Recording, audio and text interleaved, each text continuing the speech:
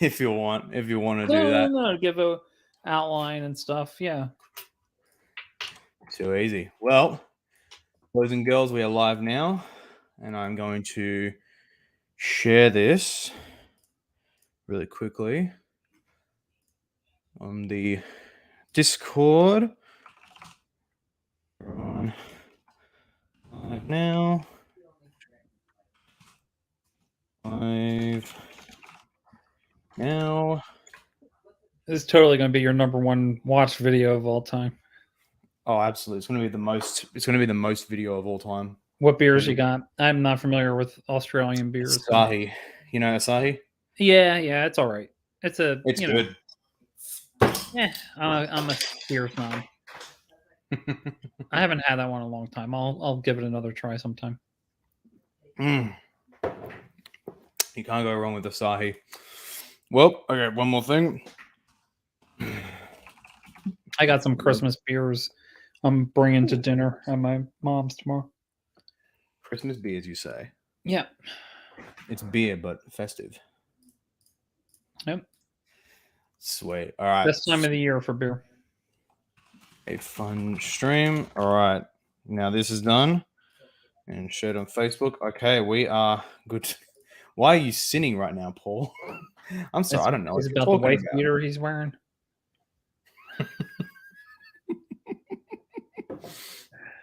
Well, now I couldn't believe it when I first learned, and it wasn't that long ago when I first learned that was a name for this. Like, wait, this is called a wife beater? At least in America, yeah. Well, the memes just make themselves, I guess. Yeah. Little did I know that when I called myself a goy for Jesus, I was sending like anti-Semitic like dog whistles. Oh, I know, right? Like, how dare you? I was like, I was an intern for Jews for Jesus. So I was like, I'm who said that again? I think that was that Henry Wallace guy, wasn't it? Yeah.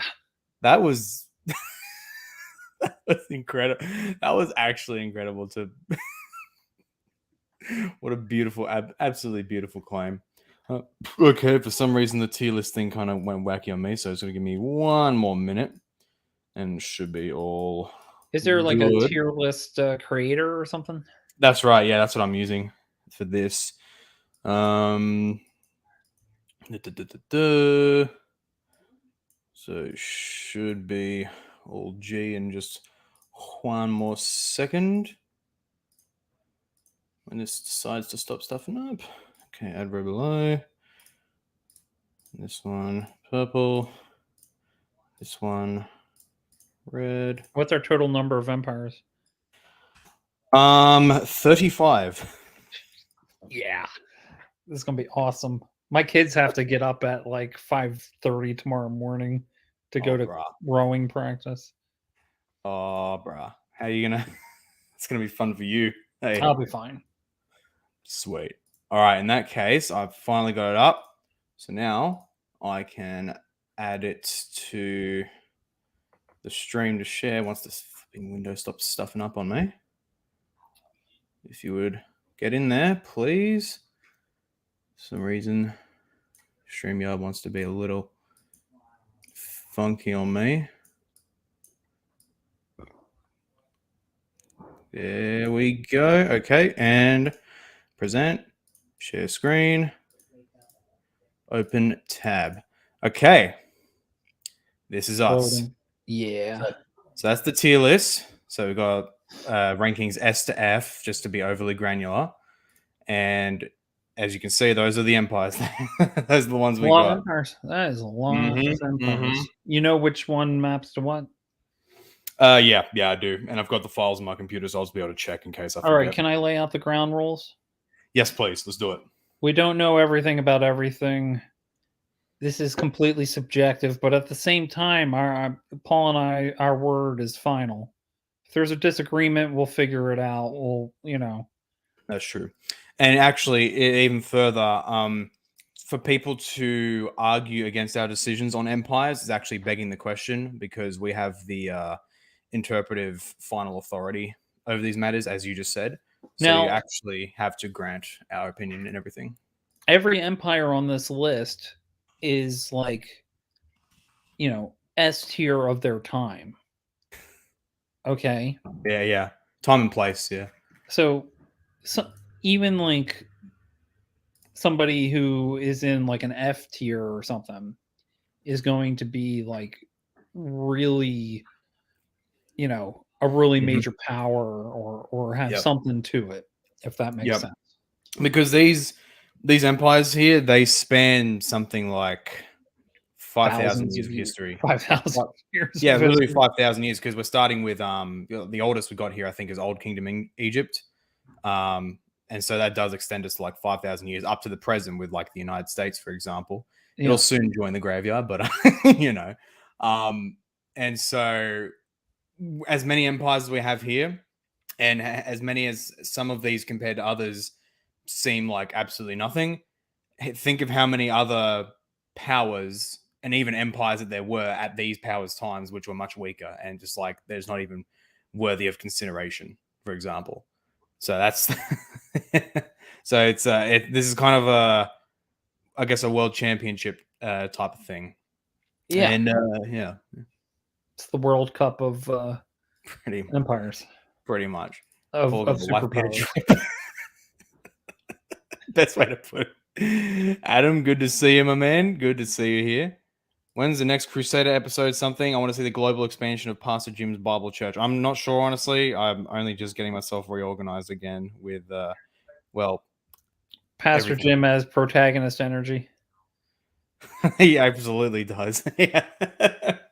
Oh, you know what? Dang, we should have included the Kingdom of Heaven. I think we'll have to make its own new rank at the end, maybe like triple S That's tier. the Crusader one, right? I don't even consider that an empire. No. No, he means the literal Kingdom of Heaven. That hasn't existed yet, so I think we're good. That'll be S tier, obviously. Is as it is written, the Kingdom of Heaven is among you. Yeah, I'm very confused. The church. That'd be an interesting one. Anyway, let's jump right to it now. Let's jump in. We'll just go to the order. So the first one we have here, it looks like the Akkadian Empire. So Geoff, what's your thoughts on the Akkadians? Akkadians, basically first empire, one of the first empires in ancient Sumeria. This is the one with Sargon of Akkad. The YouTuber, my favorite. Carl Benjamin, also known as Sargon of Akkad. Yeah, I like him. So they get points for just being first, right? I think they lasted like a little less than 200 years, something like that. Maybe 150 years. Just going off my memory here. Yeah. So I can't call them, I don't want to call them S tier, but they are the original, right? Yeah. They did something no one had done before. So I don't know. What are you thinking? B or A? I'm C? excuse me. Probably A, because they are among the first empires period, and they're among the very first to employ this a system of writing. That would be the Sumerians before them, but they're like second pretty much after that. So yeah, I reckon AT is kind of appropriate for the Akkadians. A tier. Okay. If something else comes along, we might want to readjust, but okay. Too easy. That's why the good thing about having so many levels is that it'll help break up some of the potential indecision, because it can just be like a relative thing where we think, well, this empire is better than these guys, but it's not as good as these guys, so we'll put them in between. Something like that. Yeah, fair enough. Yeah. Next one are the Aztecs. That's the ones from Mexico area. That's right. Yeah, Central America. You got the human sacrifice stuff going. Yeah, it's pretty cringe. Now, one of the things you'll see in history is that you'll have the superpower, right? Mm. And then all of a sudden, like, they run up against another superpower, and like it's like getting hit by a truck. Yeah. Like, so Sir John Glubb, who wrote The Fate of Empires and the Search for Survival, kind of mentions this as like, the average lifespan of a superpower is about 250 years. Yeah. And Yeah, but like, if you like get hit by a train or something like that, you could die at 20 instead of living to a ripe old age, or a teenager or something like that. So yeah, they're a regional superpower, can knock points off, I think, for the human sacrifice, but they just got wrecked by Spain, which was yeah. Americans.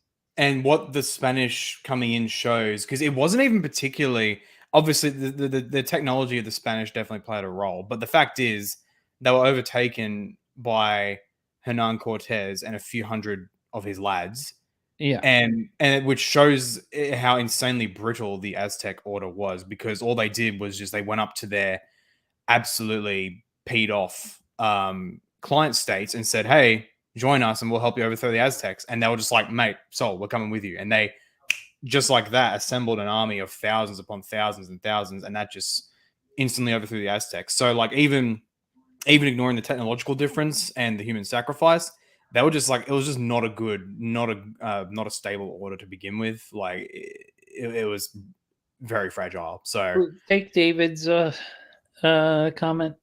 Tenochtitlan, at the very least, was an impressive city and larger than many in Europe. One of the few real civilizations in the Americas. That's true. That's probably one of the only things I'll keep him from being just straight up F tier empire. Are we going D? D sounds appropriate. Yeah, D. Right, D. Let's dump him there. All right, next one. Rule Britannia, baby. I mean, come on. S tier. Instant. No debate. This is no debate. Just come on. Let's try to justify it a little bit. At their territorial height, which to be fair, it didn't last super long, but at their territorial height, right after the First World War, they controlled 1/3 of the globe. That's absolutely insane. That is bonkers. They outlawed the slave trade. That's true. They did that. Now every empire is going to do some really bad stuff. Okay. Yeah, inevitably. Yeah.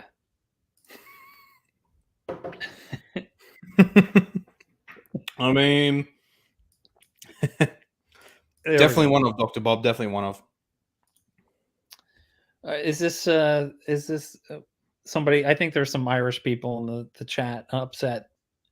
Look, bottle of water. You have a bottle of water, Geoff. Look, like no one would know about Ireland if it wasn't for England. We wouldn't care about it. Row, that's true. And I'm part Irish, by the way. They basically built the modern world. That's 100% true. And another thing as well, like they were my brother. He described it the absolute best way. Like the British, they were insanely careful to keep records of like everything, insanely detailed records. Oh yeah, like I heard like I forget how many years ago, not too long ago, they gave a list to India, which was like, here's all your bridges that will need repairs soon. There you go. And I'll have to say, just from being in this hemisphere, going to a former or a current colony of Britain versus Spain is a huge difference. Huge difference in terms of corruption, wealth, rule of law, all those sort of things. Like formerly British colonies are a lot better with it, maybe because they're Protestant instead of Catholic, and maybe it's just the Catholic thing. I don't know. I got to get my dig in there. No, but that is the case, is that they're really, really well run. And then I would also say, and this is, I think, going to come up in other cases, like say maybe with Byzantium or whatever, if you count that separate, or we have to discuss that sort of thing, is that I think America is really almost an extension of the British Empire. Like America's points get counted to America's greatness gets attributed to Britain gains points for that, and in many ways, as the British Empire was waning, it's like, okay, now America is going to take over that role. So that was really established by the Brits. Yep. So it's almost like an Anglo-American continuation, right? Yeah, that's it. That's it. It is the fruit of the British Empire. Like if another major empire like Spain or the Japanese or whoever happened to have control of the same territory and then had a revolution after the fact, it would not have been the United States. It wouldn't No, have been anything close well, to that. what most people don't understand is that the America was kind of almost reiterating the ideals of the British Civil War. So since they don't understand the British revolutions of the 1600s, they don't really understand the nuances of the American Revolution. Even a lot of Americans don't. So to me, yeah, Britain's like an easy S tier Yeah. empire, and just in terms of modern impact. Endigon Wiles says, at this point, the US far outmatches Britain. Obviously, yeah, Britain today is pathetic. It's nothing. And it's, as Dr. Bob kind of talks about, it's kind of being invaded by foreigners. But in any event, I would still say at the height of Yeah, Britain's power, that the height of Britain's power versus the height of the United States power, I still think Britain takes it. Because in the end, they got a third of a third of the planet. They fought and won in countless major wars and battles and what have you throughout history. The United States, it's funny because the United States is and was in particular an extremely powerful military. It's the most powerful in the world still, but that's kind of coming to a close possibly. yeah. But we can point to their height, like the absolute height, let's say between the 80s and the early 2000s. But even then, when you think about it, the United States has not won a whole lot. Like pretty much the Second World War was like the height of American glory in terms of the military, which is because it was against two other superpowers of the time, and they took many losses, but they ultimately end up victorious and cement. But the funny thing is, even though that was the height of United States military glory, it was also kind of the beginning of them being the world superpower they are today. And so it was pretty much all just downhill from there, and especially once you hit Vietnam and Well, then do you want to Afghanistan. rank Yeah. America? Well, we'll Even do though, that. We'll do that. We'll do that when we get there towards the end okay, so because we have a lot to talk about that. yeah, yeah, because it's not over yet. So That's it. Yeah. okay, so I guess the last thing I'll say about Britain is that empires do a lot of bad things, Yep. but if I had to be ruled by an empire, I'd want it to be the British Empire. Oath. And spread Anglicanism around the globe. So of course I'm And going to give it Ireland, you're kind of like Ukraine. Sorry you were next to a major power and you got your butt kicked. You know, if Luck of the God wanted draw. you to rule the world, wouldn't have given you alcohol. Let's go. Let's When go. they said we had the luck of the Irish, I didn't think that was what they meant. Oh man, but yeah, that's that. That's Britain. Next up, we have the Carthaginian Empire. Now, what do you think about them? Currently reading a book. Ooh. It's been taking me a while since I'm so busy, but Carthage must be destroyed. Carthago delenda est. Yeah. So here's another one. It's kind of like how Britain and America are maybe the distillation of Western European thought and religion. Uh, it started from the Romans. Carthage is kind of the pinnacle of Phoenician civilization or power.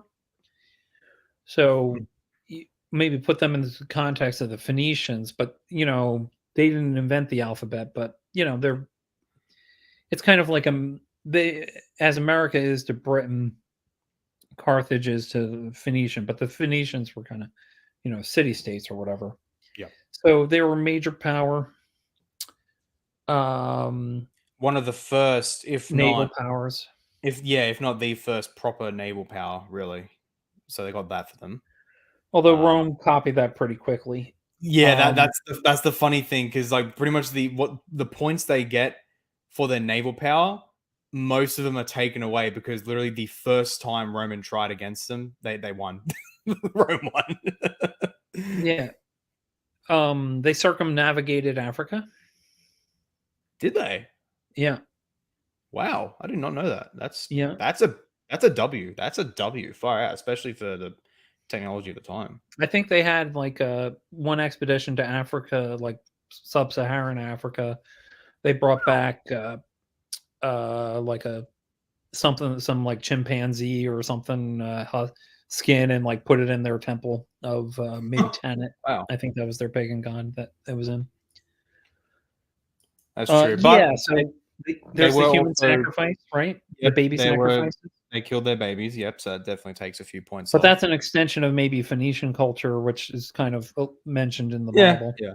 But they still did it in the end, so Yeah, well, I Um, mean, yeah, and I think that's part of the Bible doesn't say explicitly, so we won't know for sure. But I think that might be part of the reason Rome they got crushed by Rome, yeah, providentially. yeah, probably. Um, So I'm reckoning so somewhere around B or C tier. let's go C, I think. Sounds appropriate. Yeah, it was kind of did some decent stuff, but kind of short lived and got Well, you know, nuked. the interesting thing about Carthage is that once they were released after the Second Punic War of their empire, they became prosperous. Like being the head, having the lead currency in modern terms or having to maintain your empire hurts you in a sense. It's like a blessing and a curse, right? In terms of prosperity, because you got to maintain it. And then so they had the two Punic Wars, and then Carthage got prosperous again because all they was I'm just going to trade and do my thing, and I don't have to worry about my colonies or maintaining my colonies and stuff. And they couldn't do anything militarily, and that really pissed off Cato and other people. And that I think that was the reason for the Third Punic War. So that's an interesting side note, but Mate. that was kind of like after their empire was over. Yeah, yeah, yeah. Well, next one we have up. Get the last comment from Snout or whatever. Hannah only went to Niger Delta. They mention a few times in this book. Yeah, the one I mentioned about the chimpanzee and stuff, I think is only to the Niger Delta, but they mention a few times about circumnavigating. I think maybe on behest of like one of the pharaohs or something like that. Wow. So if you put in Carthage and circumnavigate Africa, maybe you get more details. Granted, we're probably saying some false things in here, but still, we're like Nicaea too. Even though we have inaccuracies, our final decisions are declared free from error. Geoff Locutus est causa finita. Next up is the Dutch Empire. I don't know a lot about them except for the fact that the Dutch East India Trading Company was pretty much the first like real mega corporation, like global corporation, and it was First trading insanely public company. They basically invented the stock market. There you They go. had a lot of stuff in Indonesia, a lot of trading. Not so, and they were the world's main power and first, one of the world's reserve currencies of the day. Wow. What they had also South Africa, right? That's right. South Africa. They had a little bit in South Some of America the too. Caribbean states are still considered part of the Netherlands. Yeah. And then Indonesian thing trading. So kind of cool naval power, right? At this time. Friendly with England, right? I don't know the history too much, but as far as I'm aware, at least definitely later on, yeah. Yeah. So yeah, I'm not super Dutch zillionaire grind set. I love these comments. These are wrong. So I don't know. I'm not super into Dutch history, but I had to list them. We had to list them. So what do you think? C? I mean, yeah, because in the end they weren't that great, No. especially not military, like territory wise or military wise, compared to the other European colonial powers, and they got clapped pretty easily militarily. Like especially come the Second World War, they got clapped pretty hard there. With Yeah, their in terms territory. of foundation of modern capitalism, very important. Very, very important. Yeah. So that's probably like holding them up quite a bit with that. Tulip mania. They're Now I Calvinists. guess that would kind of depend. I guess how much you rank that is going to depend on whether you think the consequences of the Dutch economic policy was a good or a bad thing. Yeah, I see a lot of Christians online saying negative things about capitalism, and I'm a distributors, bro. I'm based. I'm like, well, and as opposed to what? Like, I don't know. Like, there's no system that's going to be perfect because it's made out of humans, right? So, um, like everybody, like anything negative, like you attribute to capitalism, and it's like, I don't know. I kind of like my kids living to adulthood, so gotta take the good with the bad, but sometimes when you free people from constraints, even if the constraints aren't like, you know however you feel about birth control, like maybe the problem is not so much like the negative effects of birth control aren't so much the birth control itself, but like people just do lazy and selfish things. Is like, well, do you blame that on the birth control, or do you blame that on, like, well, once they're freed from the consequences of like Mm. having the same thing with capitalism is like it makes everybody really wealthy, has all these benefits, and then people stink and they make bad decisions. So I don't know. So anyway, Yeah, it's like it's the Thomas Sowell quote you bring up a lot. Like, there's no solutions, only trade-offs, something like that. yeah, Yeah, yeah. Obviously, we can think of, well, in a sense, there are solutions to things, but 9 times out of 10, there's also going to be downsides, and so it's not a and particularly in the context that you normally brought that up with when we've streamed before, you bring up in the context of like magisterial authority versus quote unquote Protestantism. yeah, And you'd say, look, it's not just like all positives with the Roman and Eastern systems. There are trade-offs. There are colossal, huge trade-offs, and so it's not just a simple, yeah, it's a net positive. Like, well, no, not really. And if you, yeah, yeah, like with Pope Francis, right? yeah, Pope yeah, Francis kind of helped brings that into the, but yeah, it's like every system has trade-offs and good and bad, and then correct and you learn and stuff like that. So what do we want to do with the Dutch here? So the Dutch, I guess I, because obviously on the economic stuff or whatever, I'm kind of sympathetic with both. Like, yeah, in the end, one, you got to be economically realist, and in many respects, capitalism has been good. B, I do nonetheless think that much of what it's enabled has not been good for us, and so I guess like I can't put a rank in terms of the moral goodness, quote unquote, of Can the. you kick Gabriel out? There is not going to be any Thomas Sowell slander on my live stream. All right, you are sorry, No, you don't sorry, have to kick Gabe. him out. I'm joking. I'm kidding. I'm kidding. Yeah, the Philip legend. Good to see you. Thomas Sowell for the win. There you go for the win. So I Should guess we I'm even not going to have make a like moral. should we put him like with Carthage or something where it's like very important, or maybe below Carthage? I think. 'Cause I mean, look, Because honestly, they don't have the especially relative to the time. I mean, they're worldwide, but I don't view them as like, wow, the but as Dutch. you say though, like the big thing would be their economic influence, which is colossal. And so honestly, I think putting aside any moral arguments about whether the effects were good, purely just in how great the Dutch Empire's effects was on modern economics, it was colossal. So it might C honestly be a B tier thing, in my B? opinion, just for Okay, that. I'll put them at B. Yeah. Next, we have the Han Dynasty. Do you know much about that? I do. So there was a dynasty. Um, well, people do. Um, there was okay. So the history of China is a lot of this. Is maybe I'm going to get stuff wrong, so bear with me if you're a China expert.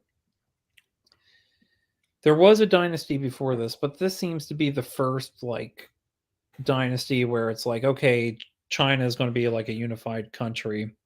And kind of the history of China is that these kingdoms go apart and then they come together, and then they kind of like get corrupt, and like the eunuchs and the emperor wives like take over, or the emperor widows and stuff, and then things fall apart, and then they come back together, and that kind of cycle kind of starts with the Han Dynasty. Right. Now the Chinese, I don't, as far as I can tell, they weren't like very imperialistic. I mean, relative to empires. So, or in terms of like, let's go grab all these countries or something. Yeah.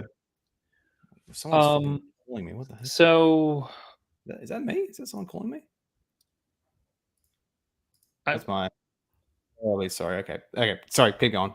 so part of this is like, okay, there's all these different dynasties. This is like kind of the first one. Do we kind of like give it points because of like, I mean, ain't China is very ancient. China is very had huge impact. China's very wealthy, and it has kind of like a we're the same thing with when we get to ancient Egypt. Like, is this going to represent all of China, a lot of China throughout time, or do we just kind of narrow in on the Han Dynasty? It's very important in terms of the history of China too. This particular dynasty.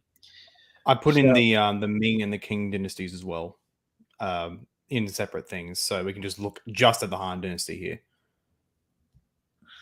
yeah, you want to pull? Can we pull up Wikipedia? Go through Han. Okay, sure. Why not? Like, I think we need the help with the China. Wikipedia Han Dynasty. All right, here we go. Let's pull her up. Okay, so how long did it last? Eight. No, sorry, that's around 400 years. So That's not pretty good. Anything at 250 is the average that's in pretty. terms. So Yeah. anything above 250, I think, gives you extra points. Yeah, that's not too shabby. Han Dynasty saw an age of economic prosperity, significant growth of the money economy, first established during the Zhao Dynasty. Coinage minted by the. Whoops. Why did I do that? Blah, blah, blah, blah, blah. Coinage minted until the Tang Dynasty.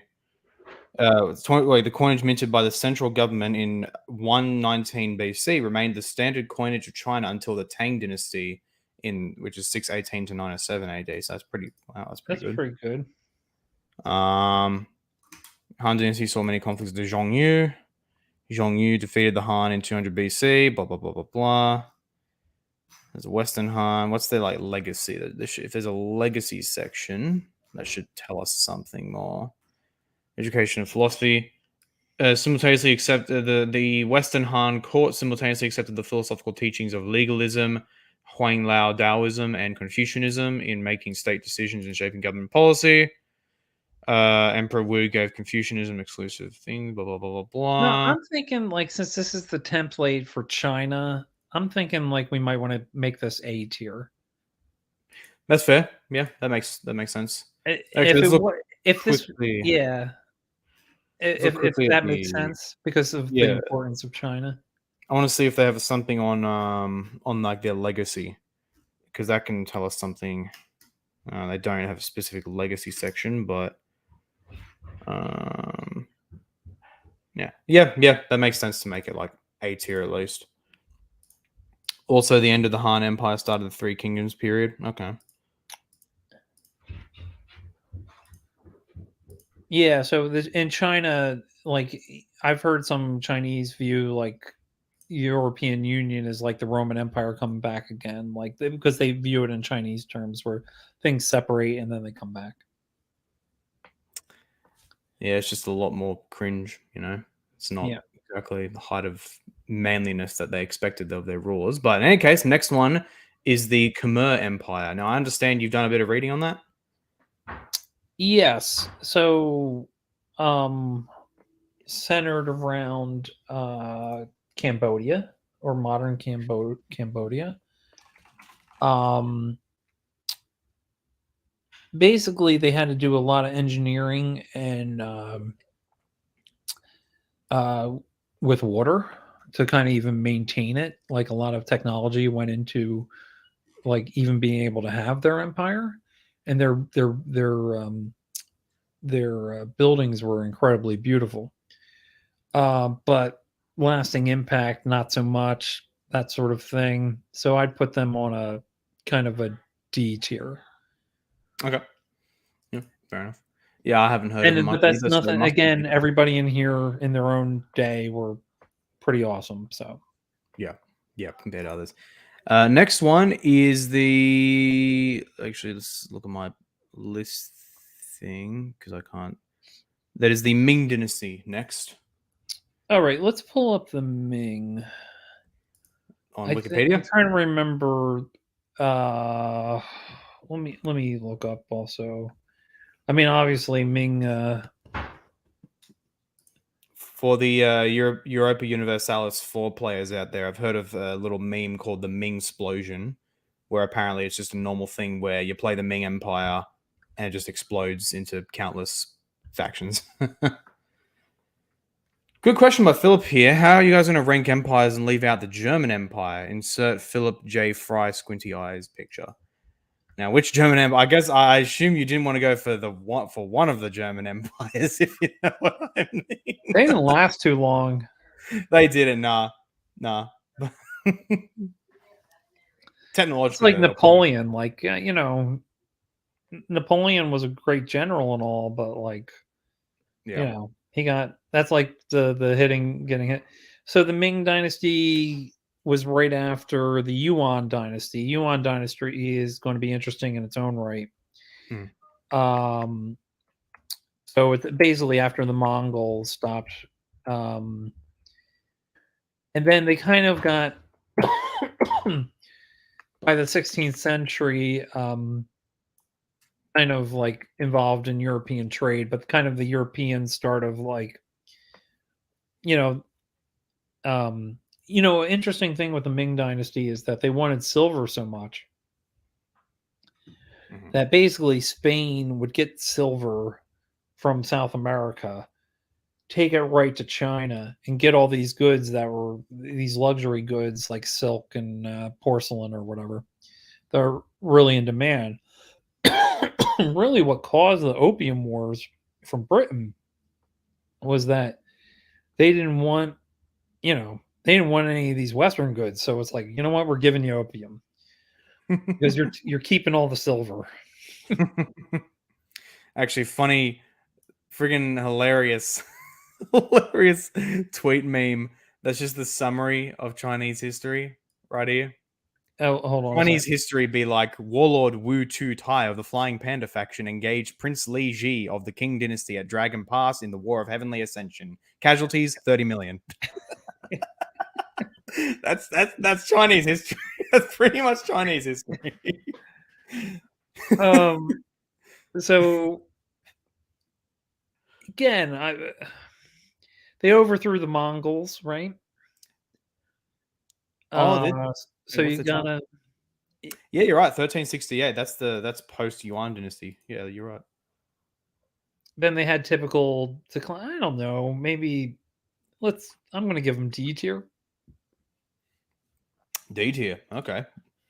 I'm not an expert on the Ming Dynasty, but that's just my feeling. Again, I'm not having anything against. I have to reiterate this is like. I mean, they lasted 1368 to 1644, so a little under 300 years. A little over That's the like average. average-ish. Yeah, that's fair. You sure about D tier? I mean,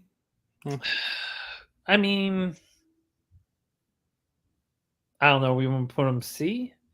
Like they didn't really do any. Did they do anything of note though? I mean, they were a big empire in China. That alone's pretty. Yeah, David says, my understanding of the Ming has usually been that they were pretty weak and tended to have bad rulers. Completely Imperial Navy was allowed to fall into. Okay, yeah. Well, I'm reading here, and there's a lot of European trade, massive influx of South American silver. The Shun dynasty was shortly defeated. Okay, no, yeah, they do seem pretty kind of weak. So I guess D tier might be appropriate. It's hard to give anybody an F tier on this.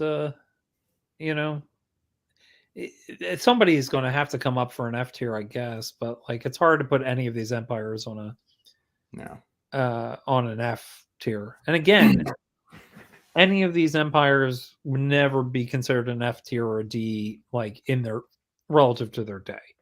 Yeah. So. Yeah. All right. Now, next one, the big boys, the Mongols. Okay. So everybody, because the Mongols have this reputation, like want to put them on A tier or S tier or something like that. This is, I want to put the Mongols kind of in a larger context. Mhm. An empire coming out of nowhere, okay, and conquering a bunch of stuff is a very common thing throughout history, whether it's the Neo-Babylonian Empire or whatever, okay, or the caliphates, that sort of thing. Kind of the on the outskirts. But to me, the Mongols, like the marauders coming out of the Eurasian steppe, is a very ancient thing. And kind of like the Mongols were kind of the last iteration of that. Maybe starting with maybe the Scythians or whatever. Once they basically domesticated horses for Attila the Hun travel. in particular, kind of like a proto-Mongolian empire. Well, the Scythians would have been before them, before the Huns. But Yeah. But like so the Huns being like a proper empire with Attila. But yeah. right. So you got the Scythians, the Huns. Probably a really good topic to look at is the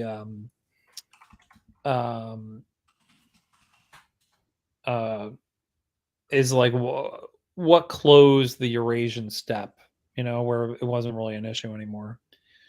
So obviously, completely fearsome, very at least big legacy in people's minds. Maybe kind of helped as soon as they kind of the biggest landmass, I think, at least up until the Soviet Union or something like that. Well, actually, even bigger. Even bigger. Bigger in that, well, obviously, Soviet Union, they had more. They worked more into Siberia, so good on them. But otherwise, their territorial extent was even bigger than that. Okay, Because with the so Mongols, their Mordred, territory went right into Anatolia.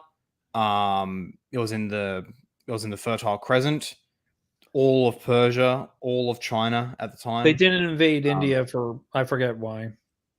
They tried to, but they couldn't get through, and they invaded Japan twice, and both times were destroyed by typhoons. So here's the other thing to consider, kind of like what we said with Britain and America. You can pull up the last two comments from Mordred here. Yeah, that's the big thing. That's going to bring them down. So they divided into four khanates, yeah. or whatever you call them, caliphates. Jumping ahead. So, and those remain kind of powerful for, I guess, those guys. So we kind of have two of the khanates, I think, here. You got the Golden Horde. Mm-hmm. I think, did the Golden Horde become Muslim? I'm not sure. I don't think I put the Golden Horde in. Okay. Well, a couple of them maybe became Muslim as they went into Muslim areas. The Yuan dynasty is really interesting because they basically okay, we're Chinese and we're going to rule the Chinese, know. And so they kind of adapted to their local thing. So I don't know, do we count some of those khanates as given the overall Mongol, the unified Mongol empire didn't last too long, but kind of, do we treat them separately, or do we, we can be fluid about this. I think kind of like with the United States, with Britain, where the United States success counts a bit towards Britain. Yeah. I guess that'd kind of be the same here. Although that said, it's not it's definitely a different thing actually, because with the United States, that was a purely British colonial project, whereas Genghis Khan just took over an existing prosperous nation, and so it. Well, he united the tribes and stuff like that.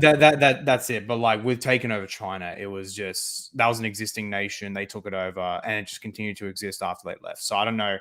I don't know how much we could say that the Yuan dynasty is owed to the Mongol Empire as much as it is just to existing Chinese civilization. Well, that's the thing. They kind of merged them, which I think is kind of interesting. Okay. Like that the Mongols were like, we taking over China is pretty impressive in and of itself, but then they also like that Khanate was like, it's like they go native. um, and so I think, can we start with let's put the Mongols. I think they at least deserve, based on reputation at land size. Let's maybe put them A tier. I'm going to agree with A tier because I was also going to say yes, they collapse very quickly, so that takes points away from them. But the thing is, again, the landmass, that's a completely unprecedented achievement even to this day. But B, also how they got that was basically their pioneering efforts in warfare. Like the Mongols pioneered psychological warfare like almost nobody else in many ways. Their strategy was basically, we come to a city, we tell them to either surrender in this time, or we'll come in and we'll kill a massive amount of the populace. Like there was basically a quota for every man must kill X amount of people when they did that. And so when they did that the first few times, the word spread very quickly to other nations further down the line. And so when the Mongols came, a lot of them just surrendered very quickly, a lot of these cities. And additionally, they helped pioneer, if I'm not mistaken, they basically brought gunpowder to the West. So they pioneered a lot of that for us. And also, just for one of their, I remember reading and watching stuff about this. This guy's insane. One of the main Mongol generals, Subutai, he was the guy who led the campaign in Europe. And he like everyone talks about like the greatest generals in world history, like Alexander the Great, Julius Caesar, Scipio Africanus, this and that, Grant, Ulysses, Robert E. Lee. No one mentions Subutai from the Mongol Empire, but what he did was unbelievable. He commanded simultaneously two empires in Central Eastern Europe and two armies 500 miles or so apart. And those armies simultaneously crushed the Hungarian and the Polish armies and took them over. That was the territorial extent of the Mongols. The only reason why they stopped, he was planning the invasion of the Holy Roman Empire. But the only reason why they stopped is because he had to be called back to the court because the Khan had died and he had to help vote in the next one. And that's the only reason why they stopped.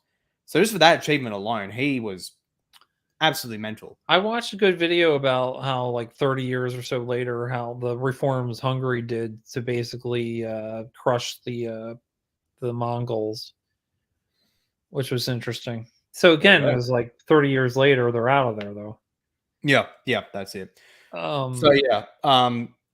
Simultaneously they burned very hot but died quickly. But when they did burn hot, they were very impressive. So yeah, I guess we're going to get to that when we get to Alexander or something. Yeah, it's pretty much going to be a similar story with him, I think. I was thinking about that. So this is why I also say is like you see these recurring patterns. So you're like, even though it was impressive, you're like, like, so if I was a Muslim, I'd be like, oh, they came out of nowhere and they conquered all this land. It's like, yeah, I've seen this story a lot of times. Actually, no, that was the other thing I forgot. I do think it is quite impressive because, yes, that does happen other times in history, but it's not like it happens all the time. It is still very impressive that there's these otherwise disorganized nomadic tribes that didn't really have any imperial ambitions. One guy came along, systematically reform. Because here's the thing: it wasn't like he just took charge and like, hey, let's kill everyone. He systematically reformed Mongol society, where it was all like many other societies. It was clan based, it was loyalty and this and that. But Genghis Khan, he fundamentally changed that to be merit based. So everyone he appointed, it didn't matter their family or tribal associations. He just appointed the best people to the best positions. He basically created the Mongol military system with the main unit. It's called the Tumen, which is like a 70,000 man strong army. All those things, and then immediately taking that, going from single-handedly reforming Mongol society and military to taking over the local superpower of the Chinese. That's impressive. That is No, ridiculous. you have to They well deserve the A. They definitely deserve the A. yeah. No, you have to say if you step back and you say this is a long chain from say the Scythians to the Mongols.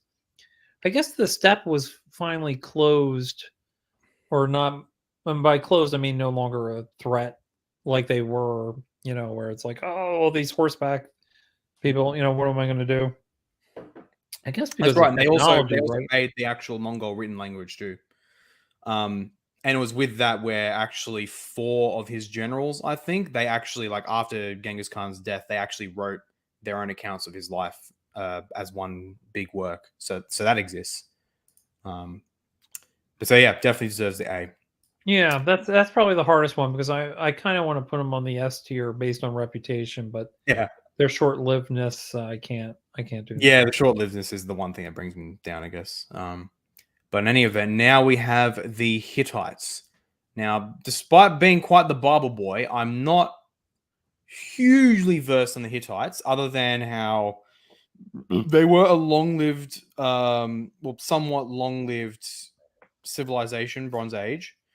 They were one of the local superpowers and eternal rival of the Egyptians. Egyptians, yeah, and then eventually they teamed up with the Egyptians. I think was it because of Assyria or was it because of maybe it was because of the Mitanni. I think maybe Not they sure. I they forget. teamed up to fight the Mitanni. I think the most interesting things about the Hittites, well, one is like I forget how many years ago, but people thought the Hittites, since they're mentioned in the Bible, they thought it was just like some made Yeah, they up didn't even thing. exist. Yeah.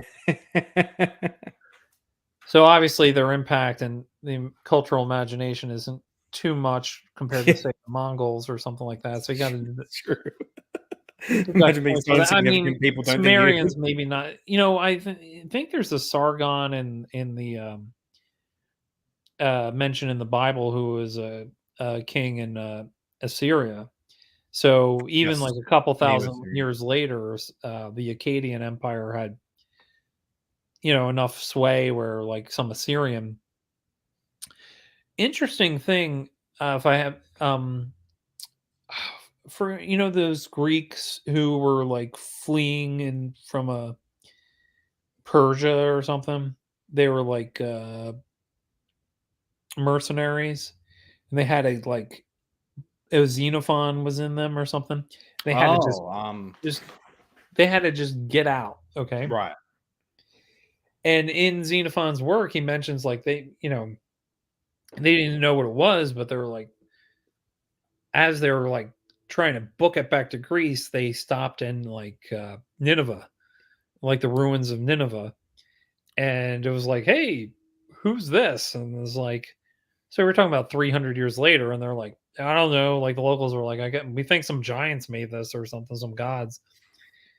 So even it's weird. Like even 300 years later, like no one knew who they were. So same thing with the Hittites. Maybe Yeah. It's kind of like the quiet kid in the frat party. He just leaves and no one notices. I got Oh it's man. now Yeah. saying first Indo-European empire in the Middle East. To Yeah. me, the really interesting thing about the Hittites was that they ha- had their empire, then they kind of collapsed, and then they had their empire again. So when you can have a rebound like that, I think that gives you points. But I don't know. What are you thinking? Regional Um. power, rival of Egypt. Yeah, that's significant. They lasted from at least according to Wikipedia, they lasted around. Let me see here. They lasted around a bit close to 500 years. So that's pretty good. That's above average, twice above average. And then I guess they finally collapsed in the late Bronze Age collapse. Yeah, or yeah, around there. What year do they have for the ending of It the has Hittites? circa 1180 BC, so it's That's around. basically the late Bronze Age collapse with the sea Yeah, peoples and whatever other environment. yeah. Um, Whatever your pet theory is about the Bronze Age collapse. I don't know. Can we get some votes in yeah, I'm the not chat? sure. Yeah, people put some votes in for the Hittites because, like, Yeah, they were a power. They were very powerful. They had some cultural output, rivaled Egypt. But like once they left, people just like they got so ignored that people doubted that they existed. It kind of got to that level, you know. So yeah, I don't know. I don't really know. What's the See? Hittite number? Yeah, I Well, think like the safest option when we're not really sure, C is probably the best thing. Oh yeah, because we can rearrange who's in these orders here. So I guess we might put do. them with Carthage and put them above Carthage. Yeah. So the rule will be like the ones that are on the left are higher than the ones on the right on the same tier. So Yeah, in this case, for English speakers. Hittites C tier, but they are above Carthage there. So Hittites are better than Carthage. So yeah, top of C tier. Okay. Yeah. All right. Next one is the what's this one again? It's the Hanseatic League. I don't know much about that. There are a bunch of German cities. I just thought we needed some lower ranking. Uh, you know, here pull them up on Wikipedia. I just felt like, hey, I know what the Hanseatic League is, and I'm not a big. I don't know them that well, and I feel that we needed somebody for the bottom tiers. So Sure. We need someone for the bottom tier. Sure. Oh man. Okay. So, growing from a few North German towns in the late 12th century, the league expanded between the 13th and 15th century, so a few hundred years, and ultimately encompassed nearly 200 settlements across 7 modern-day countries, ranging from Estonia in the north and east to the Netherlands in the west and Krakow, Poland in the south.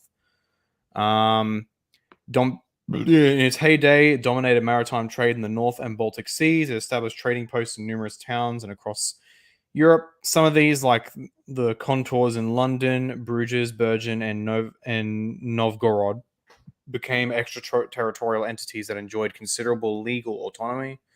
Hanseatic merchants, called Hansards, operated in basic private companies and were widely known for their access to a variety of commodities and enjoyed privileges and protections abroad. Collective economic power made the league capable of imposing blockades and even waging war against kingdoms and principalities. Okay. yeah, so they were pretty impressive for what they were. Almost like merchant based. You almost get like kind of the start of unions from them, right? Like Basically the libertarian dream. Well, they were like guild based. Yep. That's interesting. So, That is impressive. If they could actually wage war, that's pretty but impressive. compared to all these other empires, I say they're enough. Sure. Yeah. Sure. That's fair. I mean, it's just in the end, just a bunch of trading towns. Oh, interesting question here from the other Philip as a bit of an aside. Hey, Geoff, in the spirit of your psychology of Roman Catholic converts, can you do a follow-up called The Psychology of Roman Catholics Who Must Submit to a Non-Catholic Pope? It's called the sunk cost fallacy. Do it. Make a video on that. We still have to reply to Brian Cross sometime. Maybe that's what we'll do in the new year. Sure. All right. Yeah, What's the next empire? Pretend is ruling so far. Next one is the Japanese Empire. First empire to get nuked. That's true. That's true. Pretty brutal. This is probably the main example of someone who like, hey, we're this big power. Like, we're gonna westernize. We've been insulated so long as Japanese. We're gonna, they beat Russia, okay, which a major power, right? And then they're very brutal, okay, especially towards China and Korea. Yep. And then Australia, don't forget us. We had the Kokoda track. Then they pick a fight with America and get nuked. It's like, so you had two superpowers on a collision course, Yeah. So it's like, wow, they have a really impressive story, but then they like die at age 20 I guess so. Yeah. because they picked a fight with a tougher dude. Yeah. Exactly. Same as Third Reich Germany, I guess. Yeah, Yeah. similar, although that's kind of a crazier story that we In know. certain ways. Yeah. Yeah. So, so what are we going to say? D Probably. tier or F tier? Well, I mean, look, given that in the end they lasted a very short time, Yeah, they were extremely brutal and evil. Like it's funny because people may even if it's decried as like you shouldn't do that, blah blah blah. People will debate, the other side of the war and, oh, did this thing really happen? You know what I mean? I don't want to get nuked from YouTube, but as far as I'm aware, no one debates the Japanese atrocities. that stuff was very much plain as day. There's a lot of stuff with that. Australians were quite brutally murdered as well. So yeah, it's that's weird. It's like, Japanese has this very insular culture, then they go really nationalistic in like a bad way. In such a way to give nationalism a bad name. And then they literally got nuked.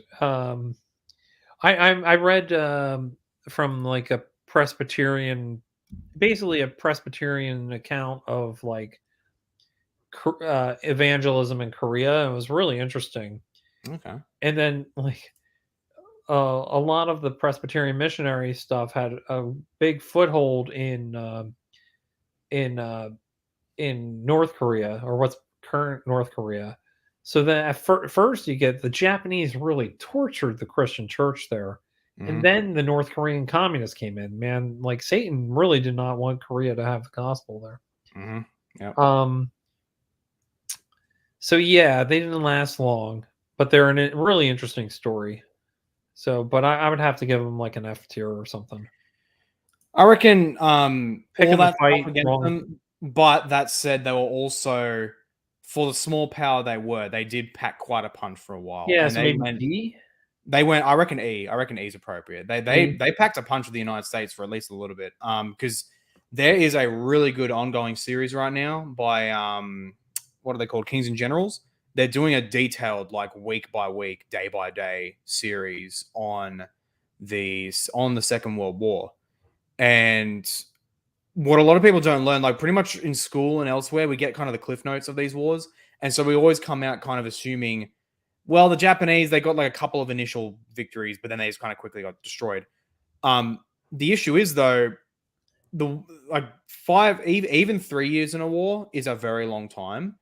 And in the initial stages of the war, the Japanese got some really, really good, big victories. They were extremely effective for a bit. So, but in 190, I forget, it was 1902, 1908, something like that, or maybe both. They beat Russia.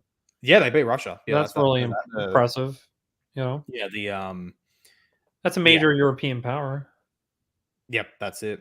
And it's So now that's just, yeah, they didn't really have natural resources, so that's it. which is another reason you don't like attack America, because America is big, tons of natural resources. Becomes a war of attrition. If it becomes a war of attrition, you're going to lose. I think they felt they had to because we were blockading oil and stuff like that. But regardless, you know, don't start crap you can't finish. Yep, that's it. And the nukes caused such an effect in Japanese that they invented anime. Yeah, that's, I think, the best argument against Hiroshima.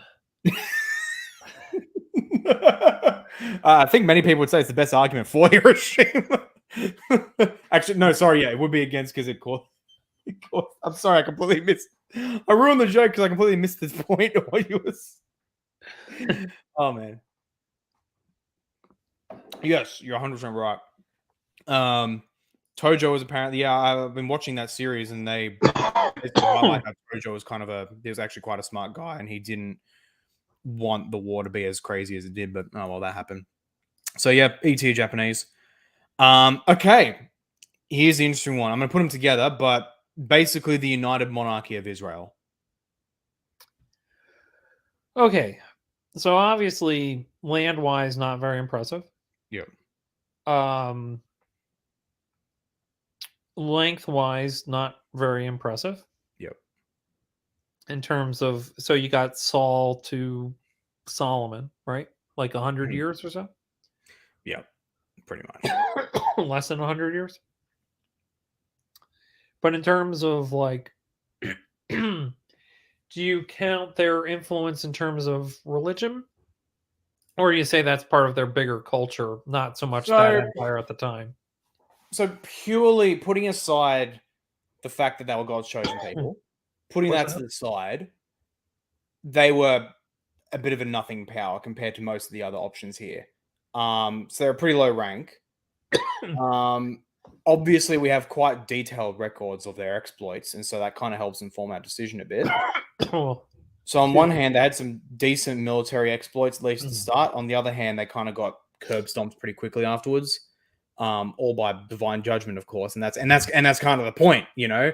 These people were given, hey, here's God giving you his revelation and how to do well, and they just kept rebelling against him. That's pretty much the story of Israel. So yeah, it's really a question of how we're ranking them. Is like the criteria for this list. Is it by like worldly standards or by like from God's standards? Incredibly important. You basically have the person who the Messiah is patterned after, and the office he assumes his office. So if you want to say the new, I mean, the story's not written yet officially in the history books, but like this kingdom is the kingdom Messiah inherits and then spreads over the entire world from a Christian perspective. But just based on like what happened then, from if we're judging fair, maybe consistently as we can with the other empires, then we'd have to rank this pretty low. Yeah, I think we don't even have to distinguish between worldly versus godly standards. Like obviously, godly standards, all the empires are F, except for Rome, they're E. But otherwise, everyone else is F. But even with respect to, we can even put the standards of, look, they rejected God's way or whatever. We can put that in a world, like we can even think of that in a worldly sense, where like, look, this ultimate divine being revealed himself to them, proved himself to them. They just had to follow his instructions and they'd be all right. And they continually disobeyed, even in a worldly sense. Like from a worldly perspective, that's very cringe. So well, even if we say a worldly perspective, because of the influence of Christianity, like their importance is way above their. It's a good point. You know, is way above what they were in the time, like a relatively insignificant country near Egypt, in the Levant. So maybe E. Yeah, I'm thinking E. Okay, and the next one here is the Rashidun Caliphate, which is right after Muhammad. Okay, so if I have the order right, very rapid expansion, conquers a lot of area, obviously starts one of the major monotheistic world religions, still around today, so significant culturally in that way. But they fall apart pretty quickly, and then we have to do both caliphates together, I think. Kind of as a Rashidun and Umayyad? Yeah, like we have to rank both, I think, at the same time. Okay. So then the Rashid, I forget the pronunciation, but they so they kind of fall apart, and then you have this other caliphate kind of like take over from them. The Umayyad ones, I think that's where they condense the Quran and stuff like that, right? So, for the Rashmide, like you get negative points for just kind of falling apart quickly. Do we want to look? Can we look up the Umayyad? Maybe to kind of see, or both of these to kind of see like how they interrelate to each other.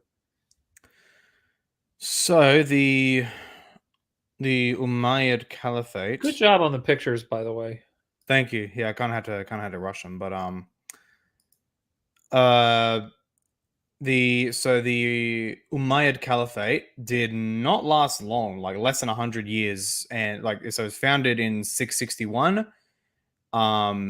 Which actually the Rashidun Caliphate. So when was that? Let's just do the full length. Is So there Rashidun, still like basically the Shia Sunni split? I'm not sure.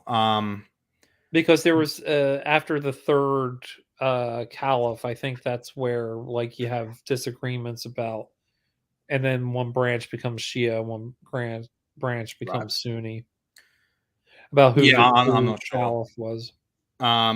I do know that in the Rashidun, that Uthman, he was the big guy to standardize the Quran, if I'm not mistaken. There's accounts about how he did that. Uthman, Um, yeah. but the Rashidun Caliphate, so right after the death of Muhammad, it was basically founded with the ascension of Abu Bakr in 632, and the Umayyad Caliphate was overthrown in the Abbasid Revolution in 750. So barely over 100 years. So that's not very good. That's for both caliphates combined. That's so barely over 100 years. Not very good. But in that very short amount of time, the Umayyads took a lot of territory. So here's the other thing. So even though they collapsed, those areas still became Muslim and are still Muslim really to this Yeah, day. with the exception of Spain, but yeah, because So it's kind of almost like the Chinese dynasties is like you have one kingdom after another, but in a sense, they're also like continuations of each other. yeah, because you had the right after the Umayyads, you had the Abbasids, and let me look at them really quickly. The hang on. The Abbasid Caliphate, that lasted for a long time. That went from 750 to 1258 because the Mongols just curb stomped them completely. But they lasted for a while, and that was basically the Islamic Golden Age, if I'm not mistaken. So the Abbasids were, if we Maybe had them we on the should list, the Abbasids are good. The Rashidun and Umayyads were not super great. add the. That's a bit Do we late want now. to combine these two and just make the one on the left like the first two, and the second one like in the green the Golden Age Caliphate? Yeah, I guess. So like so the Umayyad Caliphate one here on the screen, which is the green one, Yeah, we want that to represent the Caliphate you mentioned that lasted like 400 until the Mongols, the Abbasids. Yeah, the right. Abbasids. Well, if we're doing that, then that brings them up quite a bit because as you said, they basically Muslimified, tragically Muslimified or Islamicized the regions that they conquered. Again, with the exception of Spain, because they had the whole Reconquista. Thank God for that. Yeah. Um, Oh, you so want to hear something funny? Speaking of Reconquista, yeah, I know, and that's basically where our good old redeemed Zoomer. That's where he gets the whole thing from. no, Because of the, my son, my oldest son, sent me a debate that Redeem Zoomer was in, and I was like, "Oh, it's Redeem Zoomer." So they sent it to me today. that's mad. There you go. Um, So yeah, they're I guess combined. so separate, so Yeah. combining the first two caliphates, just so we can, because I think that's really an oversight that we didn't do the. Yeah. But also, as Snout brings up here, and I was going to mention this too. It's a good point. The Rashidun Caliphate thrashed the Byzantines and the Persians. They were the local superpowers at the time. So Yeah, that was impressive too. Yep. yeah. So for the first caliphate, yeah, but as I said, like some power coming out of nowhere and smashing stuff. So obviously not lower tier, but not like I can't make them like an S tier. Yeah. I reckon. And but I'm kind of like anti-Muslim in my bones, Well, so yeah, that's it. And we don't have to pretend that that's not a criteria we have. We're not gonna pretend like, oh, we're just doing neutral criteria. We're not gonna impose our Christian standard. No, Christian standard is a true standard. So of like I course we're don't gonna rank like them. empire. Like I don't like that they came about. So Yeah, exactly. We're not gonna B like tier. we believe Christian standards are true standards. So of course we're gonna have that as a factor with empires. I think I was going to say the same, Snout. I think B tier is quite appropriate. On the one hand, they were Muslim, that's bad. On the other hand, as an empire, very impressive. All right, put them in B tier. Too easy. Yeah, we'll put both of them in B tier. That's fine. And that basically represents Rashidun to the Abbasids, because it's kind of the Abbasids that do the legwork for that. Basically, without the Abbasids, the Rashidun, the Umayyads are they're okay. Next, this is what I'm interested in. The next is the Achaemenid Empire and the Achaemenid Persian Empire, and I am very interested in them. I kind of want to put them S tier, but maybe I kind of want to. What's that? On one hand, they did not last super long. They lasted a long time. Look them up. They lasted like what, 400 years? No, maybe not 400. No. They lasted. Yeah, as I remembered, it was around. So there was a fall of the Babylonian. It was around It was around a bit over 200 years, so actually a little bit under average. Okay, so you got to dock them for that. But for the time they were in and for what they accomplished, they were insane. Really large for their day, huge for their time. Mid first millennium, BC.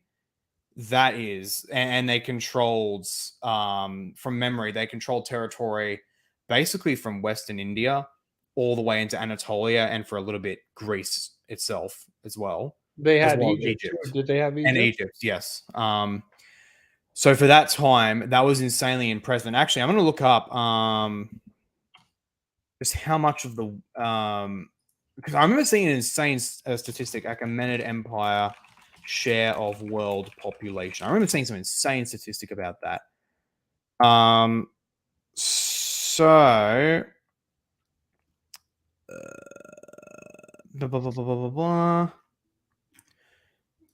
So according to one source I found, Scaring Library, blah, blah, blah. So apparently, I think this is according to the Guinness Book of World Records, from the research of what empire had the largest share of the world population, that goes to the Achaemenid Empire. And apparently, they had, out of a world population of 112.4 million in 480 BC, they controlled 49.4 million, or 44% of the world population. That's pretty insane. That is nuts. That is unbelievable. And it wasn't just a quick burn either. They were actually a very stable empire. They only ended because of an external influence, Alexander the Great, who we'll get to. But they were a very stable empire. And their governance model was pretty good, if I remember. I'm forgetting the details, but in terms of taxation and other stuff. So I can explain a bit of that. It was basically what I like to call minarchism, which in my opinion is kind of the ideal form of government. There was the absolute monarch of as it was called, the King of Kings in Persia. And he was over a bunch of what were called satraps, which are basically client kingdoms, but they're all under this larger empire. And the big thing was that they ultimately had to pay tribute and give levies for the army. But apart from that, they were left alone. They could do whatever they want. Now, of course, the King of Kings, he could send his the hand of the king, as it would be called, to basically inspect things. And he basically had the king's authority to make sure things are going well. But apart from that, because of these little satraps, they were basically autonomous or semi-autonomous. It was very stable for a long time. They also, they technically were not the first to make coins, like money coins. Well, that's Lydia. That was Lydia. But they conquered the Lydians, and they basically spread that to the rest of the world. That's a huge advancement in terms of, that might be even more important than with the Dutch. Honestly, yeah. In terms of, we give capitalism the rise of coinage, like stable coinage, And they basically preceded Rome, because Rome, and we're getting to them soon, and like what do you say about Rome? But they basically preceded Rome with their very advanced courier system. The Achaemenids had a courier system that was very effective, stretched the whole of their territory, basically. Helped them a lot in basically everything. So the They Seleucids and the Parthians who came after them in the same area, the Seleucids basically just kind of took over the apparatus that was already there from Yeah. this empire, from the for a large part, as far as I'm aware, yeah. No, David Yeah. just made the same point I made, probably at the same time. Great minds, David. Great minds. Base. There you go. And so with that, there's also, I mean, as far as I'm aware, they invented crucifixion as well. So that there you go. And also, as a Bible through the year guy, like you can't go through the books of the Bible and the Yep. Old Testament without saying like they're viewed very positively. Yeah. And So the religious pluralism left a space for God's people, and ultimately that's it. King Cyrus the Great wrote an edict where he honored Yahweh, which I remember looking at some critical scholars. They're like, oh, well, that edict in Ezra, that's definitely not real because he's honoring Yahweh. It's like, well, no, they were actually, we have other documents from Cyrus, and it was a pluralist society. He did the same thing with regards to Marduk when he conquered Babylon. He's like, hey, Marduk has honored me and blah, blah, blah. But he just did the same with Yahweh. So, of course, Cyrus would do that. It's ridiculous. But in any event, yeah, he was God's instrument. Cyrus is called Messiah in the Bible. Yeah. Because so talk me out of S tier.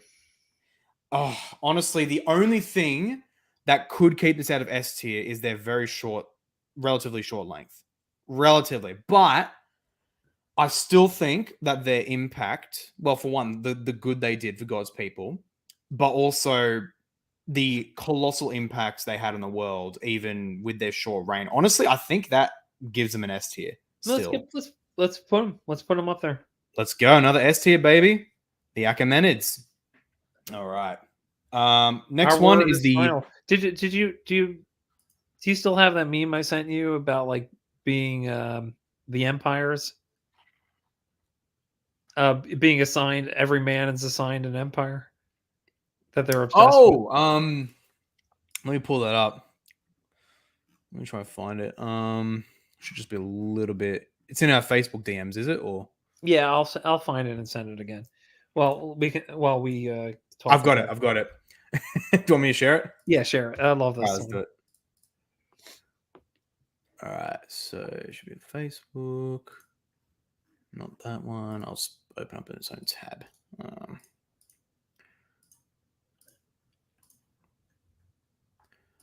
All right, so decides to flipping open up.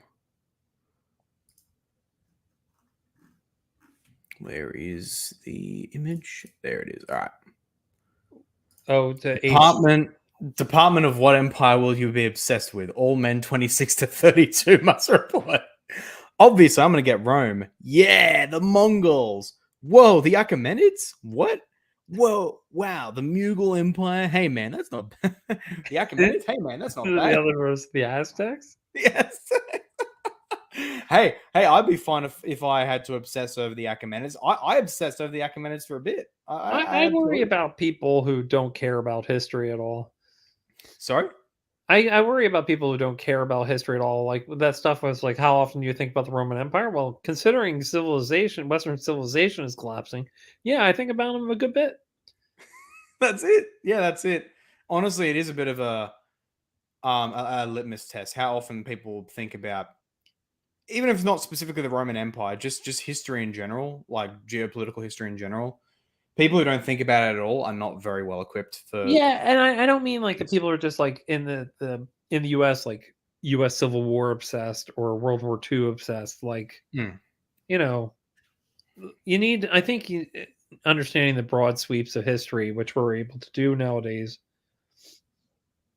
All right. Yep. All right. Next one is the Neo-Babylonian Empire. Okay, here's another come out of nowhere empire, right? Conquer. They basically, with the Medes and Persians, right, overthrow the Assyrian Empire or the Neo-Assyrian Empire. Chaldeans, right? The original Babylonian Empire probably was a different ethnic group.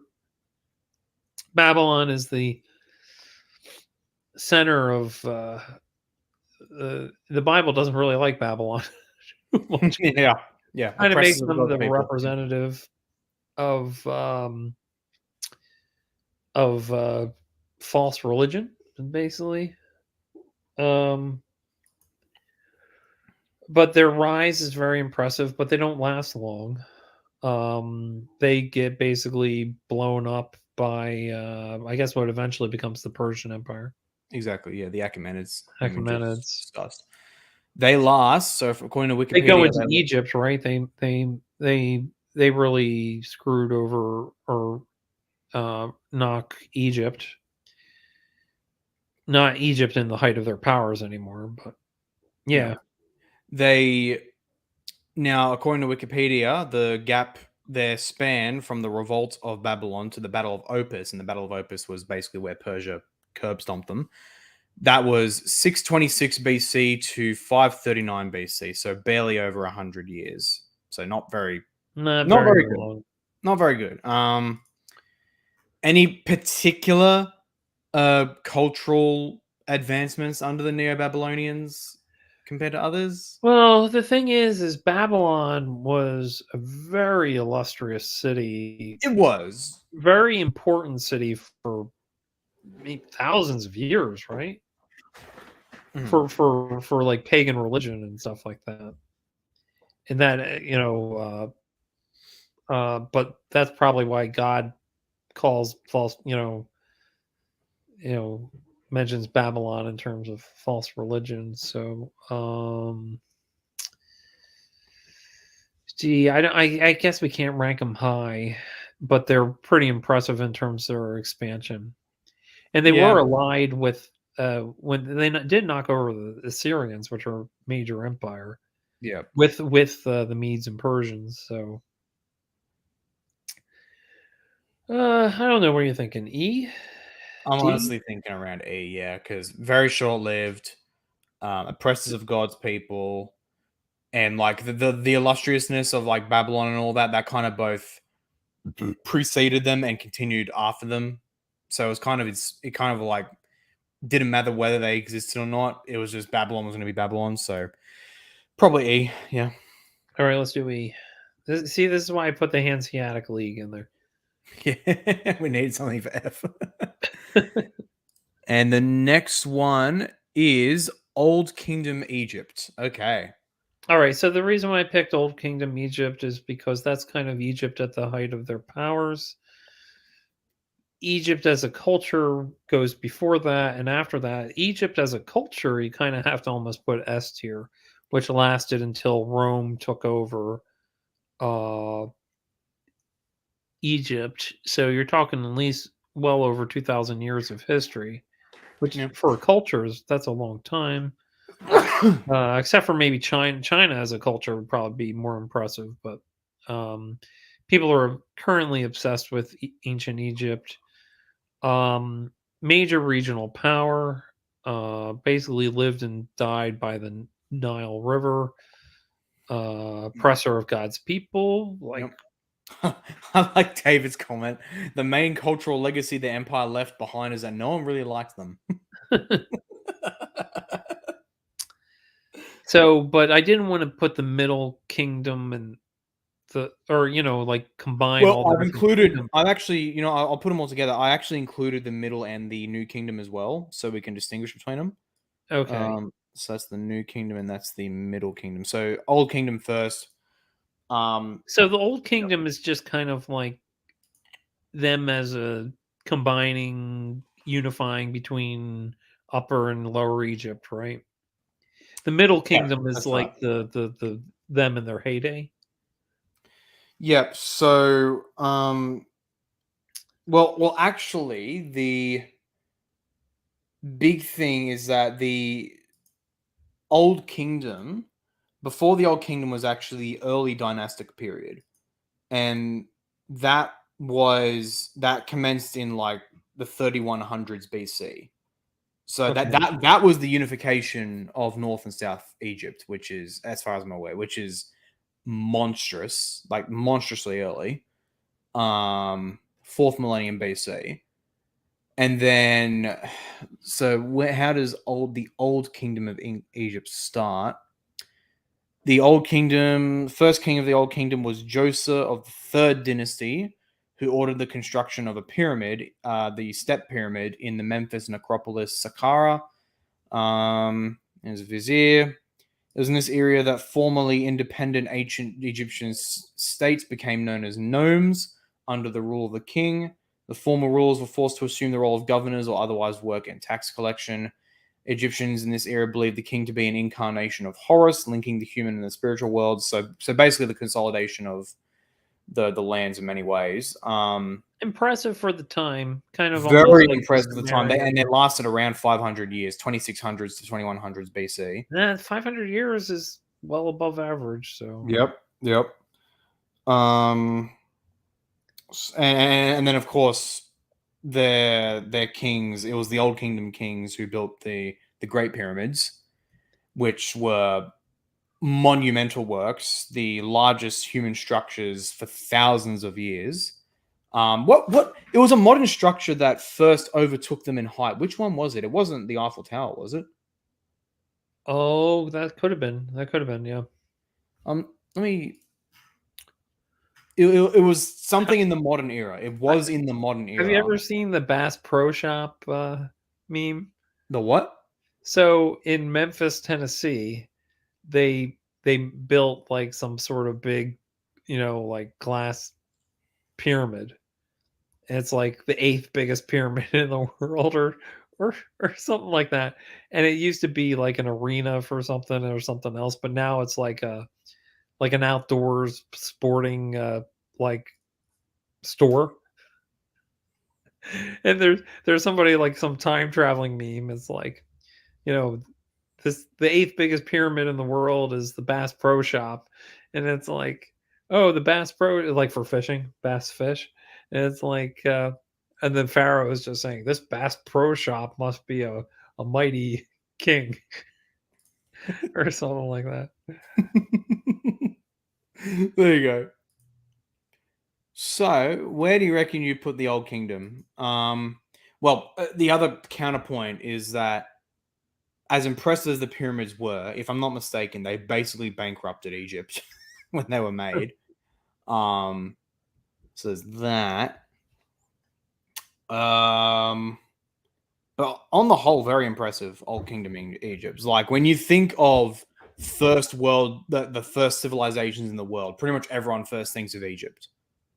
Yeah, it's them and the Mesopotamians in China, right? Yeah. So I reckon, honestly, the Old Kingdom, consolidation. Also, I think we should grade relative to the age, right? They're obviously not going to have the reach as later empires or something. Yeah, that's it. But yeah, relative to the age, they were insanely impressive. Insanely. I mean, Old Kingdom Egypt, it preceded the Akkadian Empire. So that's another thing. That's definitely an A tier thing, in my opinion. So next one is the Middle Kingdom. I don't know a whole lot about the Middle Kingdom. Do you? I did researching, and then to distinguish them, let's pull up Wikipedia. I think we can. Sure. I know, like, I've gone over all of Egypt in history before, but it's like trying to keep the different kingdoms in my head. I'm losing it right now. Yeah. So right after the Old Kingdom, there's the first intermediate period, according to Wikipedia. That's circa 2181 BC to 2055 BC. It comprises the 7th, 8th, 9th, 10th, and part of the 11th dynasties. So what year? Very, very quick successions. And then right after that is the Middle Kingdom, which begins with Mentuhotep II. And in around 2061 or 2010 BC. And then it ends around 1650 BC with Menneferre I, and that's around 400 years. So that's still kind of So this would be before the Hicks ended, maybe when the Hyksos took over or something like that. Yeah, I think so. Yeah. What's their length? The Hyksos. So that's the second intermediate period. Well, how But long for this kingdom do they say? So this is like you're saying 2100 to like 16. So so 400 Middle Kingdom was around 400 years. So that's still pretty good. still pretty good. Yep. I'm gonna say C tier. Well, let's look a little bit more of what happened. So That's what my gut's telling me, but I can go higher. fair enough. So the Hyksos, they had the second intermediate period. Height of the Middle Kingdom, warrior king, traveled to Upper Nubia. Blah blah blah blah blah. So it Economic. wasn't until the next kingdom we're gonna cover over where they're like competing with the Hittites and stuff like that. Yeah, right. Reign of Amenemhat III was the height of the Middle Kingdom's economic prosperity. His reign is remarkable for the degree to which Egypt exploited its resources. Mining camps in the Sinai, which had previously only been used by intermediate expeditions, were operated on a semi-permanent basis, as evidenced by the constructions of houses, walls, and even local cemeteries. There are 25 separate references to mining expeditions in the Sinai and 4 expeditions in the Wadi Hammamat. Blah, blah, blah. So bonus points for like reuniting what previously like wasn't, when you come apart and then you come back again. I like a good comeback story. This is a good Same thing comeback with the story. Hittites. I reckon, honestly, B tier. Still impressive, very early kingdom. Okay. Yeah. All right. Put them B tier. I'm fine with that. And then the New Kingdom. So that's the most relevant one. That's in the time of Israel, people of God, and that's when Egypt as a distinct imperial entity finally falls. So do you have a dating for the Exodus you prefer? So I tend to prefer. I'm trying to remember. So the options are between the early dating 1400s and the late dating 1200s, if I'm not mistaken. Yeah. I remember being quite compelled by. Was it the? I think it was the late dating, mainly by Dr. David Falk. I've tended to be quite persuaded by that. Either way, though, both of those datings are within the New Kingdom. Yeah. So this would be up until even a little bit past the late Bronze Age collapse, goes all the way up to the Hittites, rules over the Kush, it looks like, into Libya. This is probably the height of their power is here. Yeah, so apparently, well, at least according to Wikipedia, they kind of they date the New Kingdom, that the New Kingdom actually falls with the Bronze Age collapse. And then followed by that is the third intermediate period. And then after that is the quote unquote late period of Egypt, which is basically the end. Well, it's like they're a shell of their form. Not a shell, they're still a power. Yeah. But not nowhere near where they were. This is kind of like the height of their power. Pretty much, yeah. So the New Kingdom, yeah, if I'm not mistaken, the New Kingdom, they actually expanded a lot. Like they pretty much took over the Kush to the south, if I'm not mistaken. So no matter whether you do a 1440s for Exodus or 1200s for Exodus, I'm around 1200s. Yeah. I just like the 1446 myself. I don't know. Fair enough. I have no. I can't claim to be a expert enough to tell you. You know what I mean? Like Yeah. I got to rely on other people. Yeah. But regardless of your dating, the Exodus happened in this area. So, according to Wikipedia, this is just the second paragraph in the Wikipedia article. In 1845, the concept of a new kingdom as one of 3 golden ages, was coined by German scholar Baron von Bunsen. The original definition would have blah, blah, blah. the latter part of this period under the 19th dynasty, which is 1295 to 1189, and the 20th dynasty is also known as the Ramesside period. It is named after the 11 pharaohs who took the name Ramesses after Ramesses I, the founder of the 19th dynasty. Yeah, and that was a very Ramesses II. He was the longest ruling pharaoh in all of history. He ruled around flipping 60 or 80 years or something, basically since he was a kid. That's an insane long time. I'm gonna get. Should we? I think we should put these. Egypt deserves like an A tier here, height of their powers, I think so. Yeah. competing with other major regional powers like the That Mitanni. said, they were also an oppressor of God's people. I understand. I understand. But they Yeah. also, took them in. So Fair point. Yeah, fair point. So it kind of balances out. Yeah, so A tier, that's for ancient Egypt. Okay. Do you see who's next? It's the Senate and the people of Rome. I mean, Do we have to go over Rome? I mean, you know. No, here's the other thing is, I think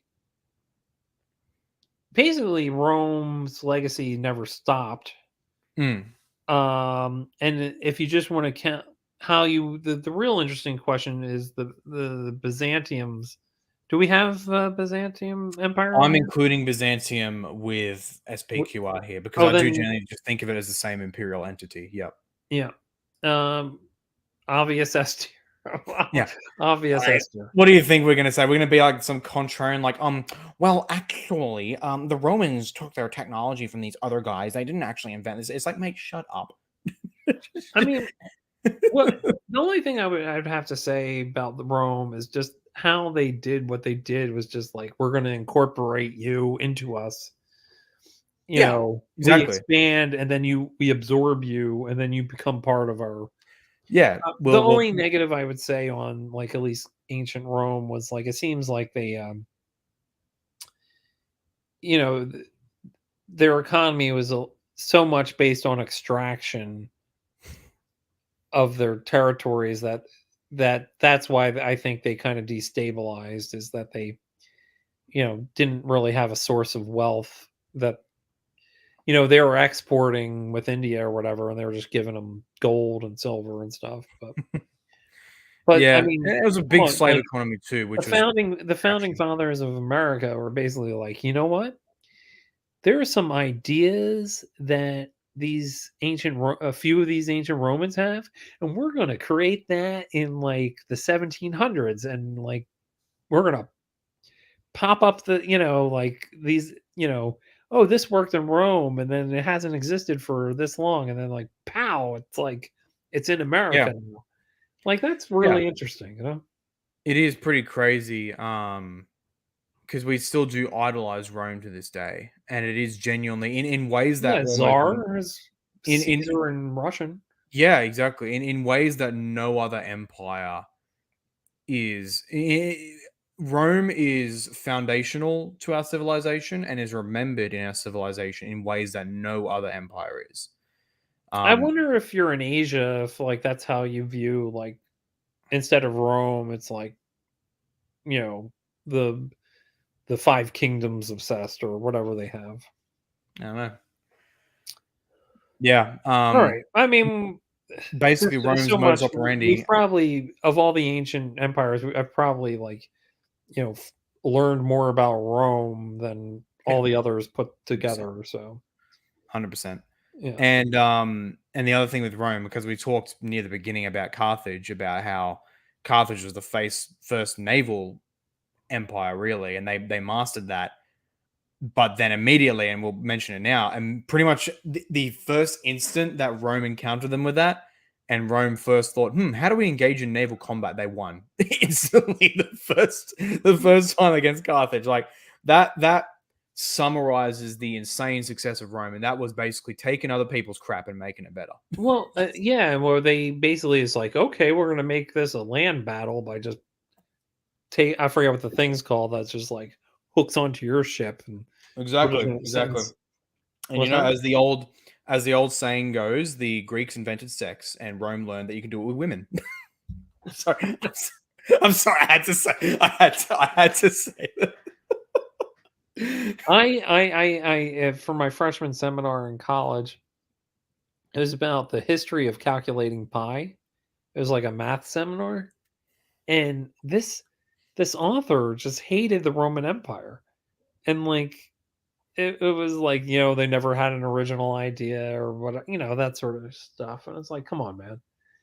But the rule of law, like a lot of our legal principles in the West come from Rome. Yeah. Well, I mean, in terms of application, that very spotty at best in Rome's Hey, history. slap some Newman on Rome. It's the same thing. Just slap some pneumonius Tacitus Caesar. I don't know. Well, no, but a lot of the principles were there, like for Yeah, citizens. 100%. The basis of the modern legal system, even facing your basis of accuser. modern law as it was, like I think, for example, the Theodosian Code, that was really the first kind of thing of its kind. As a there was if I'm not mistaken, there was a wide or comprehensive legal collection before that. I think it was by Galen or something in the 1st or 2nd century AD. But the Theodosian Code was a bigger project that basically tried to collect all of the imperial decrees from Constantine to Theodosius II. So in a bit over a century span of time, collated all together into one big imperial code that basically covered all of life.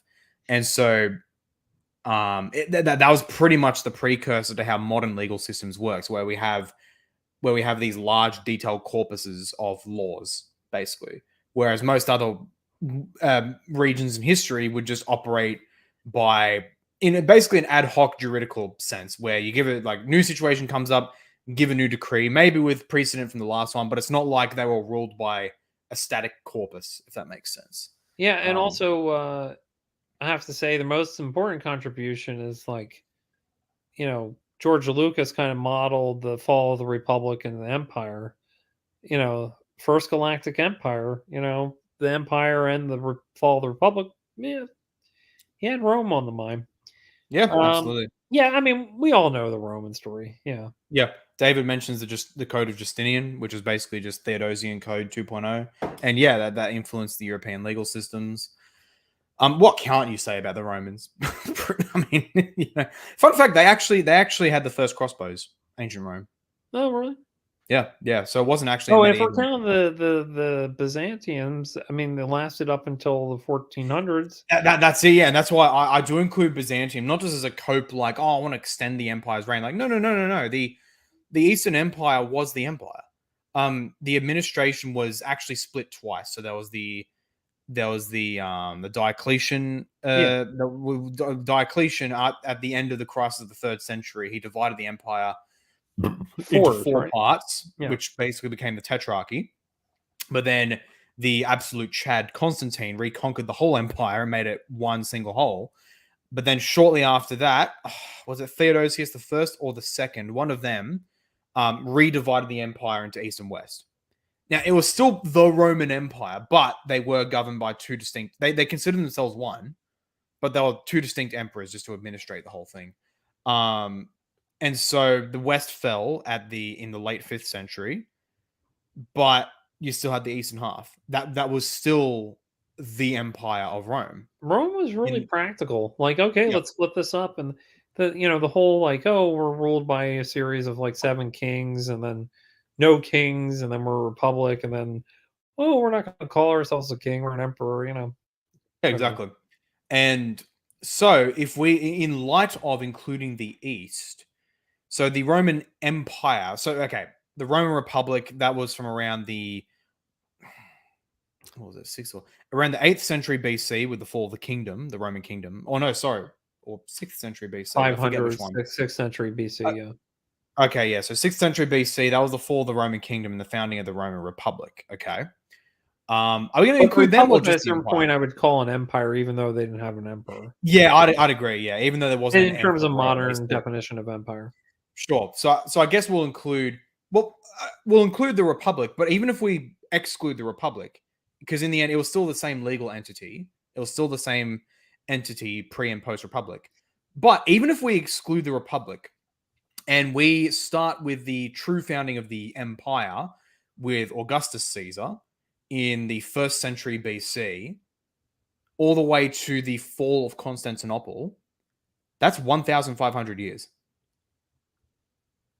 That's Well bonkers. above average. That is How absolutely long? bonkers. Yeah. And of course, we include the Republic. That 2,000 years. close to 2,000 years. Yeah. That's Yeah. ridiculous.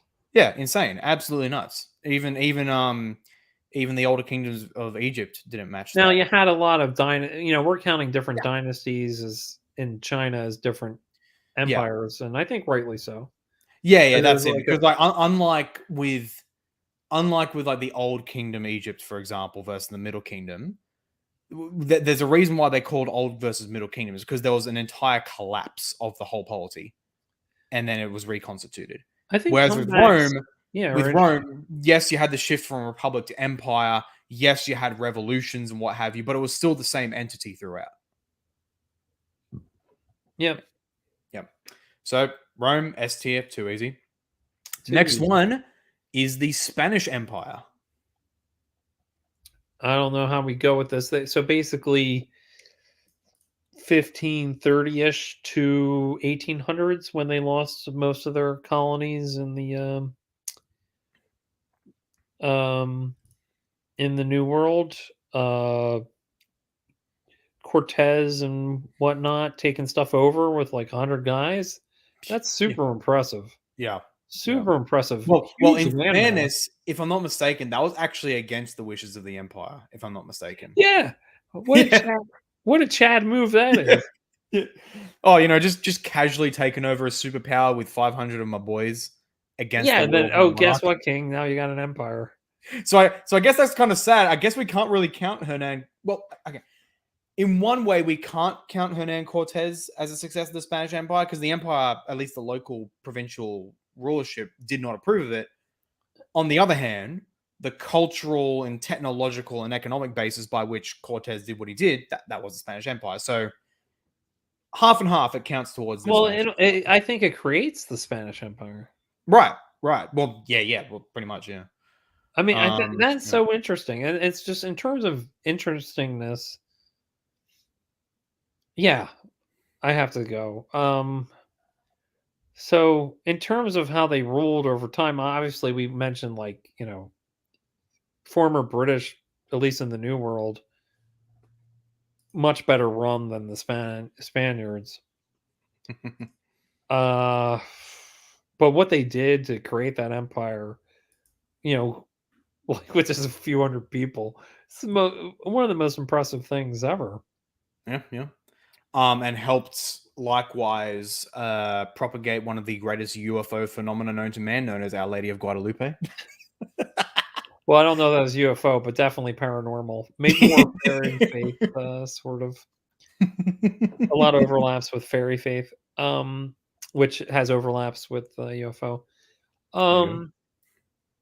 It's just a question: do we put this S tier or A tier? I mean, because as an empire, they lasted, and they're also so papists, so that definitely counts 300 against. plus years, right? According to Wikipedia, colonial empire governed by Spain between 1492 and 1976. So wow, okay, so close to 500 the years. last 100 or so years of that, how much is they actually have? Yeah, that's it. They did have territories though in that last 100 years. I think the last of it was basically with, if I'm not mistaken, it was basically a false flag incident with the explosion of the USS Maine, and that caused the war between the United States and the Spanish But that's Empire. just like they had Cuba. It wasn't like and the Philippines, I believe, as well. Yeah. So, but it's not like they had all of like South America. Yeah, right. Or like Mexico at that point. But I'm looking at what's on the S tier, and I can't put them on the S tier. Yeah, that's it. Philip says C tier. They had no concept of state building. The entire purpose of the empire seemed to be to find gold and silver. That's about it. No long-term economic. That's a good point. If it maybe average it and put them on a B. I'm thinking B as well, because look, their territorial extent still mighty impressive. Very absolute gun of a start with Cortez being the absolute chat he was. culturally, they basically created the South American continent as it exists today. Now, you can take that as a positive or a negative, but in any event, massive influence, very powerful as well. Like, of course, they could have pride in their whole Battle of Lepanto against the Ottoman Empire. So I reckon BT is pretty fair. Yeah. I reckon around maybe there. Who are they behind on the beater? They are behind the Dutch. Put them ahead of the Dutch. Sure. I don't know. I wasn't thinking. All right. Next one is the Parthian Empire. So they last over 400 years. They're the main nemesis of Rome. So they're like 200s BC to like 200s AD. Other than that, how much do I actually know about them? I know a whole ton. They did. They're kind of like in between Rome and China. Yeah, so they occupy that insanely strategic middle point in the world. If I'm not mistaken, there's actually a story that certain Chinese dignitaries who were trying to get to the Roman Empire, and I mean like the ancient Roman Empire, they were turned away by the Parthians because the Parthians said, "Oh no, don't go to them. They're barbarians. They're evil." Basically. So there's that. They were big. They controlled a lot. They controlled Iran and then some around them. They were an actual rival to Rome, so it's not like Rome just took them over and vassalized them. No. They held their own against Rome. They took some losses. Yeah, they like compete over Armenia and stuff like that. Yeah, that's it. They took some losses, but they also took some wins against Rome. Probably most notably against Crassus. There's a new book called, I think it's Rome versus Persia or Rome versus. It's all about like the rivalry between these two. Mm-hmm. So I'm keen on getting that one. Oh, something unrelated, but about ancient Rome as well. In my own reading, both on books I already have, digital and physical, but also this new one I just picked up yesterday, the Cambridge History of Christianity, Constantine to 600, 8600, very, very thick and very helpful. Something that in my reading it's come out is that another W for Rome is that the early church fathers, like when Constantine came about and other Christian emperors came about, they basically took Rome as like the eschatological kingdom of God. So I mean, that's a bit of a rhetorical W, I guess. What I don't know what's making me think of it, because I guess they would control most of the Middle East except for a little brief time around Hadrian or whatever. But I remember reading someone who's like arguing that like, oh, when Peter in his letter mentions Babylon, he means Babylon, like the literal Babylon, because like there was a big Jewish like hence the Babylonian Talmud. Yeah, that's it. So they would have controlled that at that time. And this is right snout. He says Parthians started out as a frontier tribe in Central Asia. Pretty impressive. That's right. Yeah, they. Well, that story is over and over and over again. Is like these frontier people, like the Mongols or fill in the blank, Scythians, whatever. Like Camille Paglia. It doesn't happen every day, though.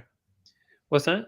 It doesn't happen every day, though. That's still impressive. No. But like that's something that can't happen anymore because like basically all the new world is known, and we got nuclear weapons. Like, like as much as America is going to decline, as long as we have nuclear weapons, like unless we end the world, like that's the one I was thinking about as well. So with the Battle of Crassus, they also mocked Crassus and poured molten gold down his throat. What a flex! That is a flex, and it was a good against Rome. That was a very, very good victory. And so okay, so what are we going to put them?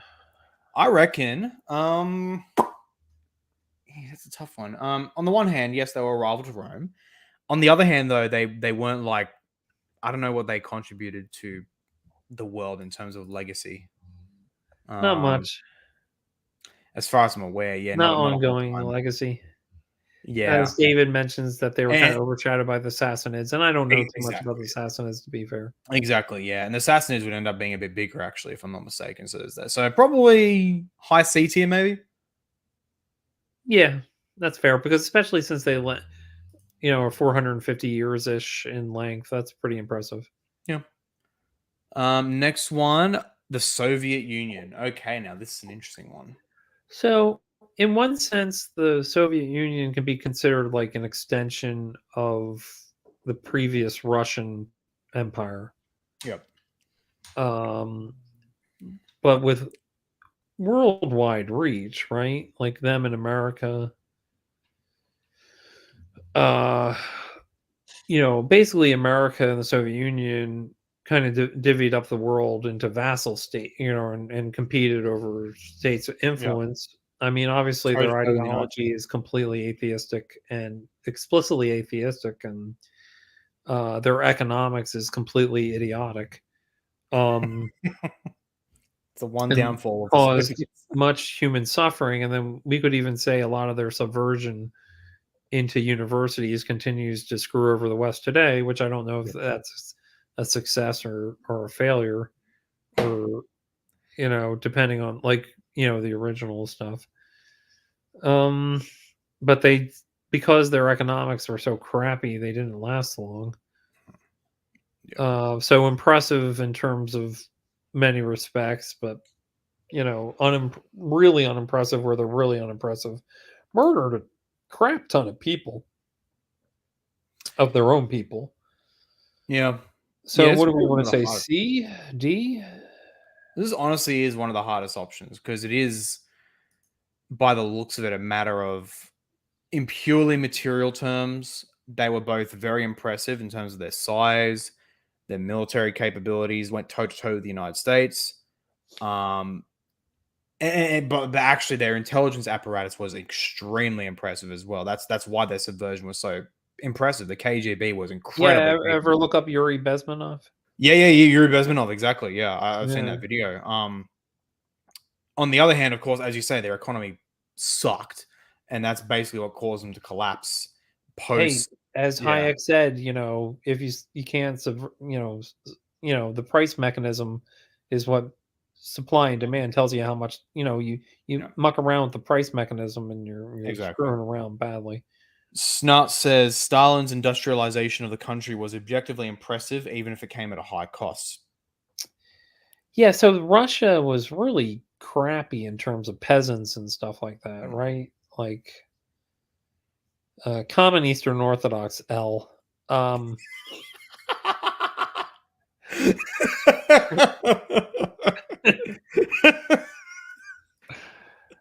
so they didn't have much to work with, but they went into the frying pan into the fryer. I don't know.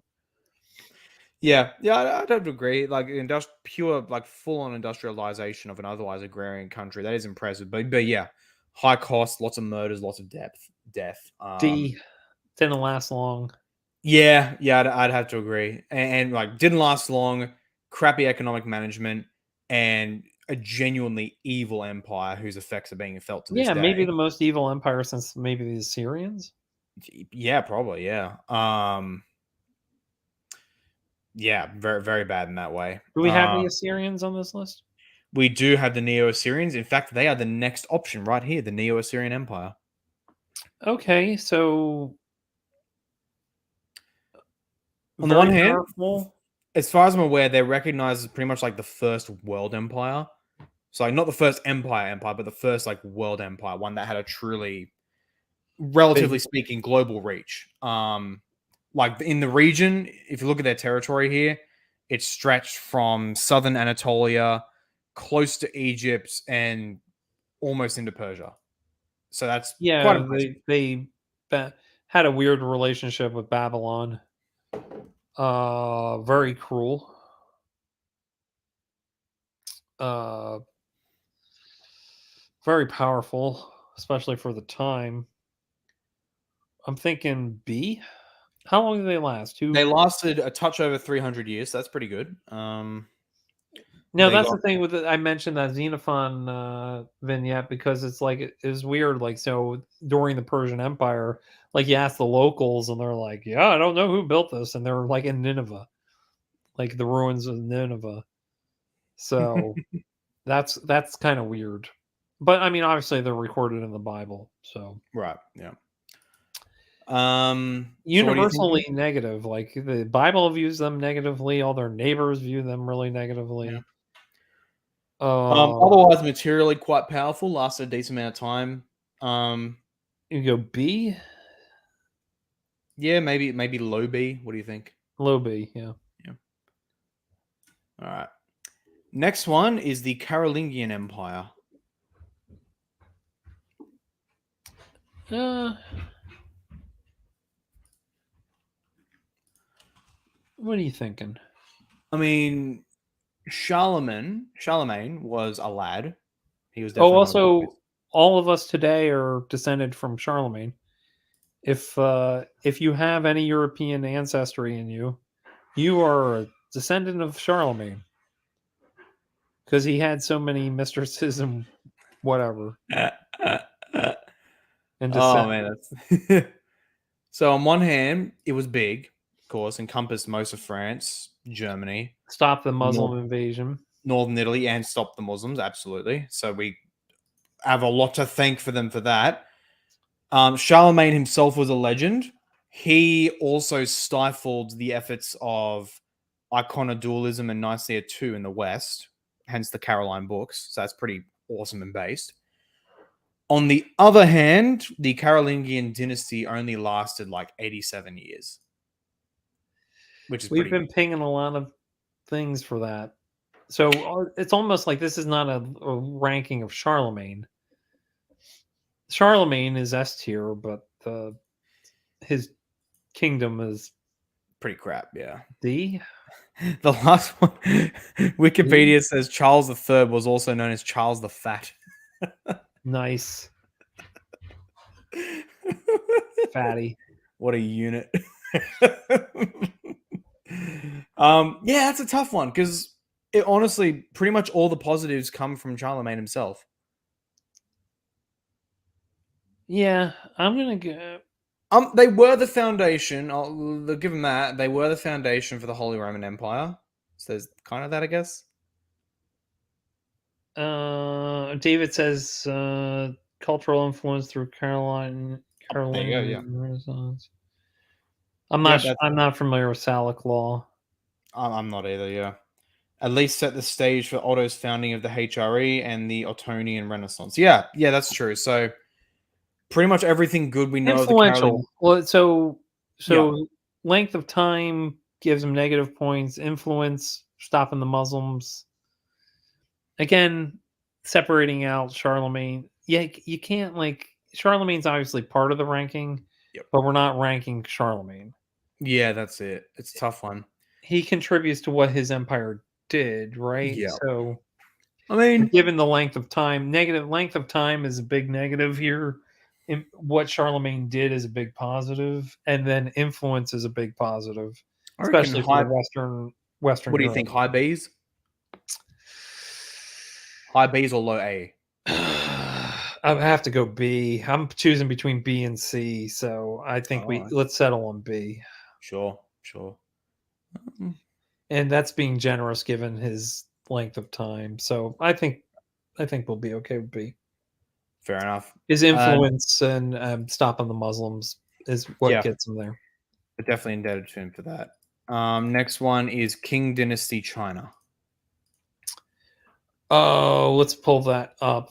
I think what is the Qing dynasty? I think that is the first dynasty that kind of like gives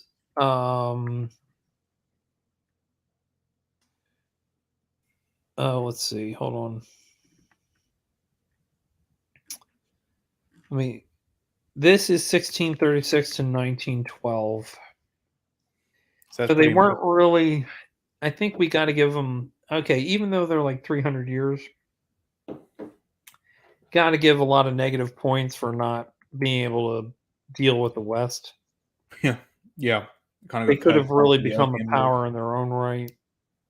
Even though, and it's funny because all of that, despite the fact that if you look at the map here, it was the largest territorial extent of any like Chinese empire ever, basically, excepting the Mongols, of course. But Yeah. so it's kind of interesting that way. Yeah, over as David mentions in Yeah, the comments. exactly. Yeah. Century of humiliation. There you go. Yeah, yeah. What do we put I've them? never seen anyone talk positively about the king or Qing dynasty, whatever you call it. Yeah. Yeah, it kind of got rolled by the West here. Yeah. That honestly sounds like D or E material. Yeah. Because like you have to be kind of pathetic if you have all that territory, all the access to resources and manpower, and you like bungle the whole thing basically. Yeah. Let's go 300 years would be the only reason not to put them E. Yeah. Fair enough. This is why I put the Hanseatic League on here. All right, let's put them D then. Yep, got him here. Sorry, I'm going to change the screen. Yep, right here. Got him in D tier. Okay. Okay, next one is the Seleucid Empire. Okay. So obviously, did we do Alexander yet? We haven't done Alexander. Actually, we haven't done Alexander yet. Should we he's coming say up. let's save Seleucid for after we do Alexander? Okay, so Alexander is actually the next one. So here's Alexander. Okay. My opinion of Alexander is kind of similar to the Mongols. Maybe a touch less. Super influential. Exactly, super influential. Basically, Incredibly impressive militarily. Yeah. So he basically established Greek as the lingua franca of the Mediterranean or the Eastern Mediterranean, and that basically influenced the nature of what becomes influential culture for the West. Even for the Romans, they're fundamentally influenced by the Greeks too. So that's insanely impressive. Starts And the yes, whole Alexander, one of Hellenization, so the everything from like the Bactrian Empire or Bactrian Kingdom. exactly, and of course militarily, yeah, absolutely. Alexander, absolute beast, undefeated general. I know there's some, like, from what I've seen, there's some Hindu nationalists out there who try to argue that no, he was defeated in India, no, because there's some ambiguities of the story in India, because like he kind of turned back after India. But as far as I'm aware, he did actually still beat an Indian king. But I then mean, it has to be the biggest what if in history with if Alexander lived, and so he honestly, did have an heir, right? But I did. they killed him. Yeah, there's that. Yeah. Alexander the Third, right? And because his generals basically took over, his sudden death really throws this way, like how do you like legacy? But his underlying, so if we're going to do the same thing with like the Mongols, like the four kingdoms or empires that came after him stayed around for a while, but never at the same,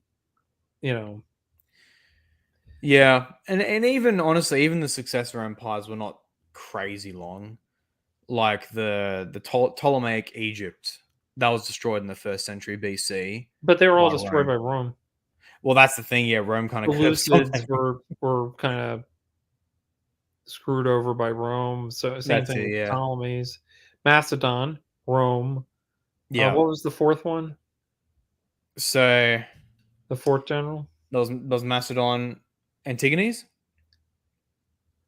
So is it one more in like Turkey or something like that? That's I think that's Antigones. Yeah. So that would Or be taken over Antiochus, by Rome as Antiochus well. Epiphanes.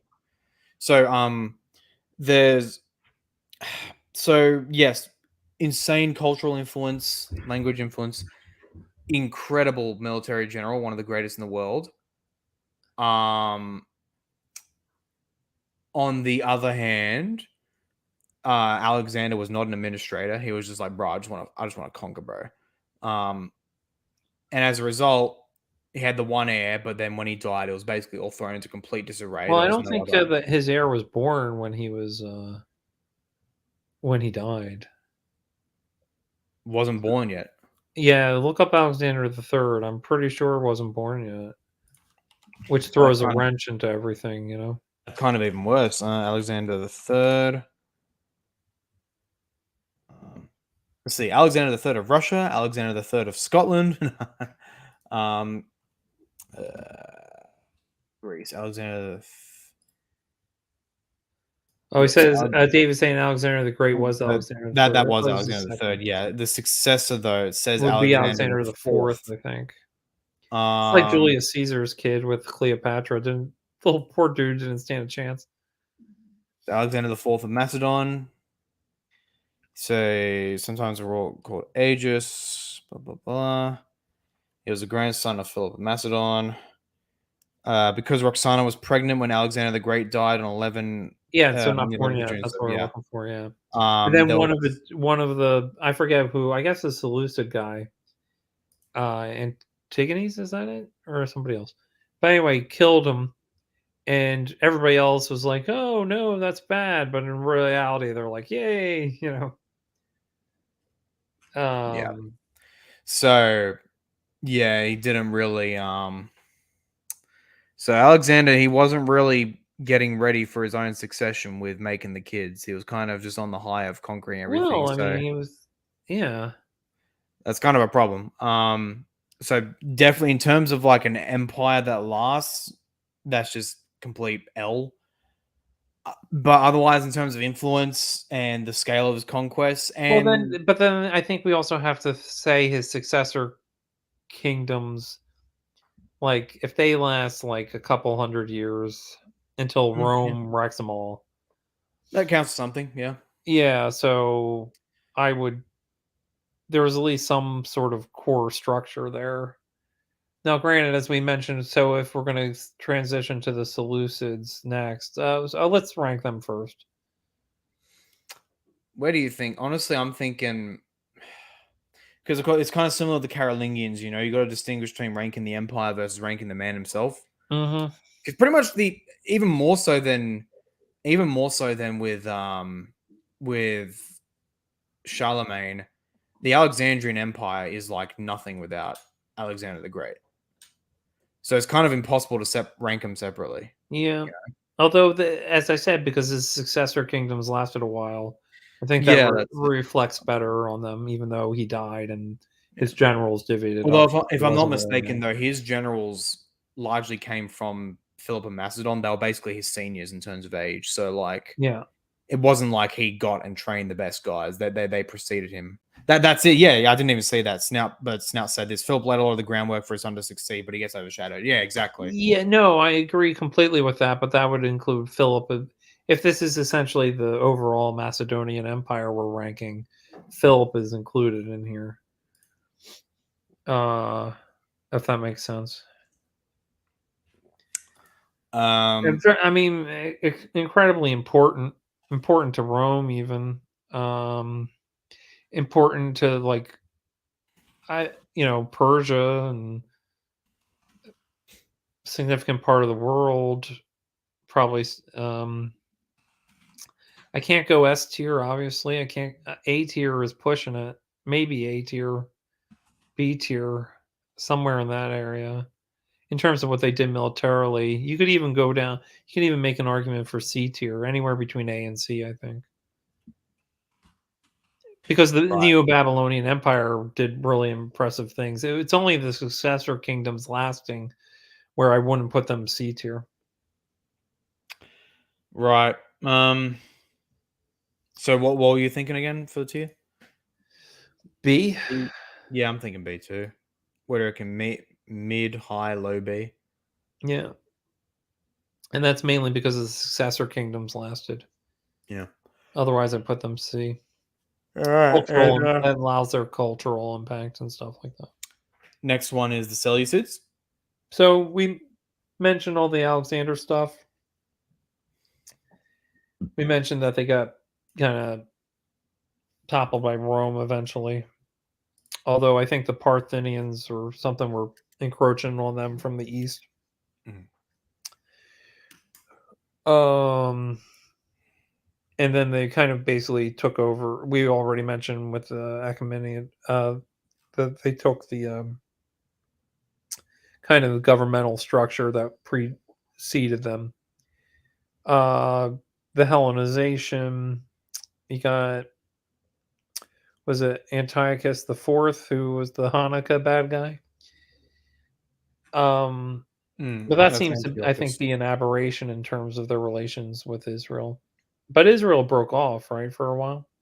Yeah, that's the Hasmonean kingdom, I believe. Yeah, until the Rome absorbed them. Yeah. D. Yeah, probably D. They lasted a couple hundred years.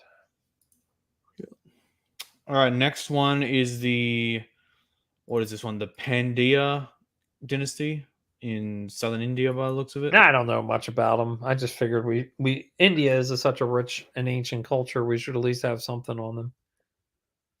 Fair enough. Ancient Tamil dynasty of South India, among the four great kingdoms of Tamilakam.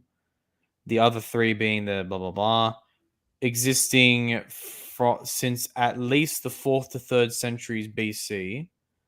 The dynasty passed through two periods of imperial dominance: the 6th to 10th centuries CE, and under the That's a later long Pandya. time. Is that right?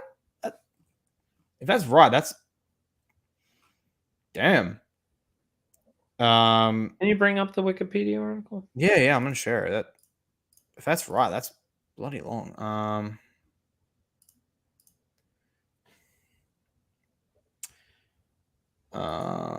That's a very rich part of the ancient world, right?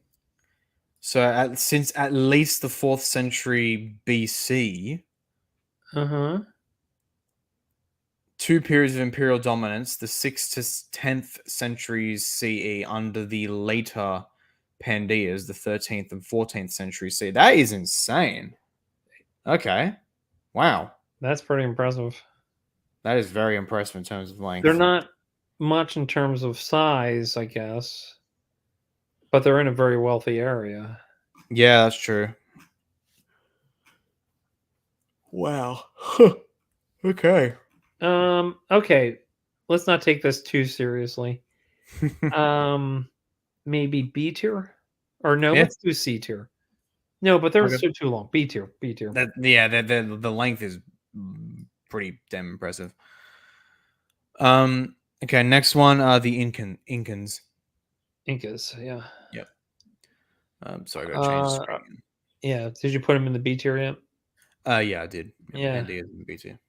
It's looking like a bell curve.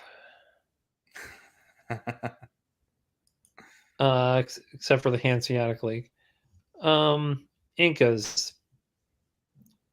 Wrecked by Spain. Potatoes. South America. How long did they last? Let's take a look. From memory, they lasted like 3 or so 100 years. Largest empire pre-Columbian America. They lasted from the Inca civilization rose from the Peruvian highlands sometime in the early 13th century. That's impressive. Peruvian highlands don't have much going for them. Yeah, and the Spanish began to conquer them in the early 16th and then conquered them fully by the late 16th century.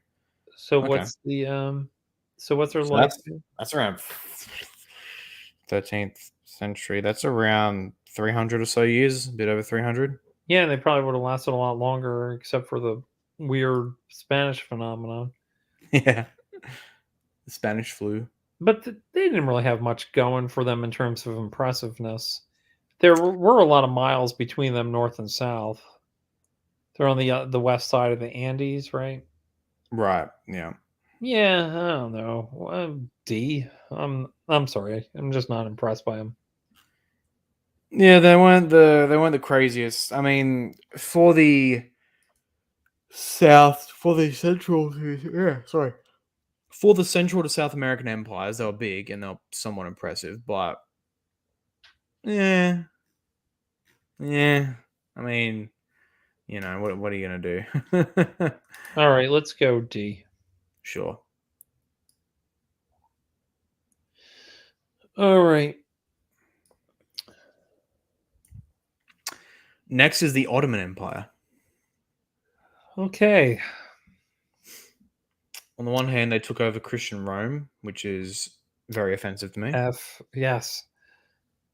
The Greeks don't like them, so A. So I guess it averages out at sea so far.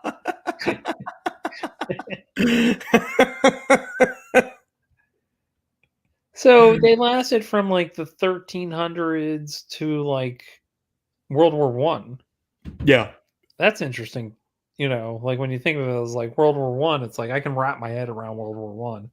Like that's in my great grandparents' time or something. Yeah. They fought against Russia and other in the Crimea War and stuff like that. I don't know. How do we rank them? Territory. What's their height of territory? So their territorial height, let's pull it up. Although, if I'm not mistaken, it didn't last very long. They were the best summary I heard of Ottoman Empire history. David's like all my homies hate the Turks, the bane of Christendom. Yeah, they like stopped at Vienna. If I'm not mistaken, the height of their territory. Glorified spice merchants. Or is that about the? Is he talking about the Tamil? Oh wait, yeah, he might be thinking the Tamil King. I'm not sure. Yeah, he's responding. So, who are the Tamil Kings? Glorified spice merchants. Or is he talking about the Tamil Turks? watching right now? I don't know if he's talking about the Turks or what. So, at least according to this map on Wikipedia, the height of their territory was in the late 17th century, and it's pretty darn big. It encompassed a lot of Europe, a lot of Eastern Europe.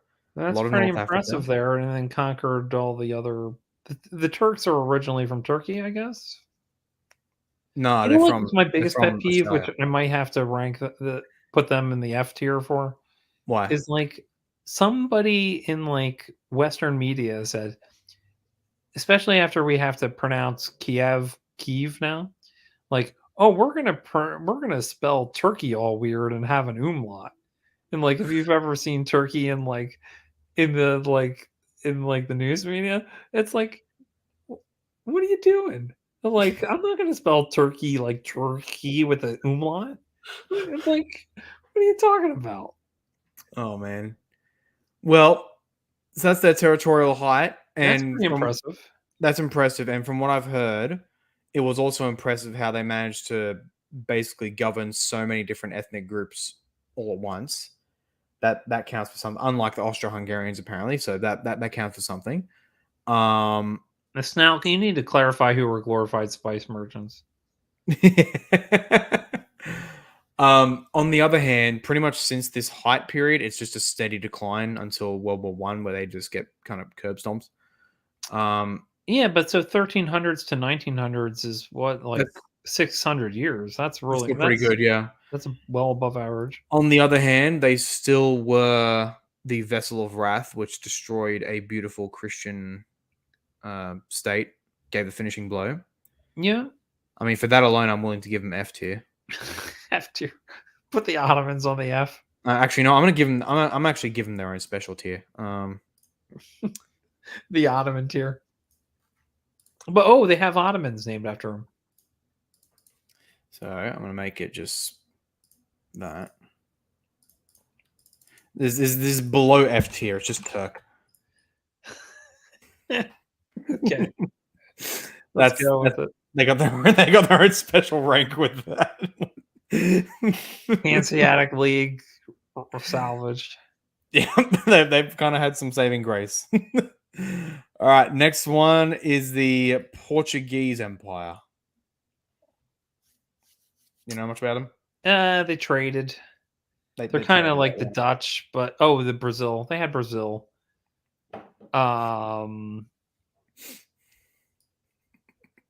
Big slavers, right? Were they? I think so. That was the rejoinder to Trent Horn about slavery. Is like, can I talk to you about the Portuguese? They did also. They were the ones who, from the West, rediscovered the Indian Christian community, the Apostle Thomas Christian community in India. Oh yeah. They had an outpost in India. They were one of the first. They were pretty much the first European power to do that. Actually, them along with Spain were pretty much the first colonial powers.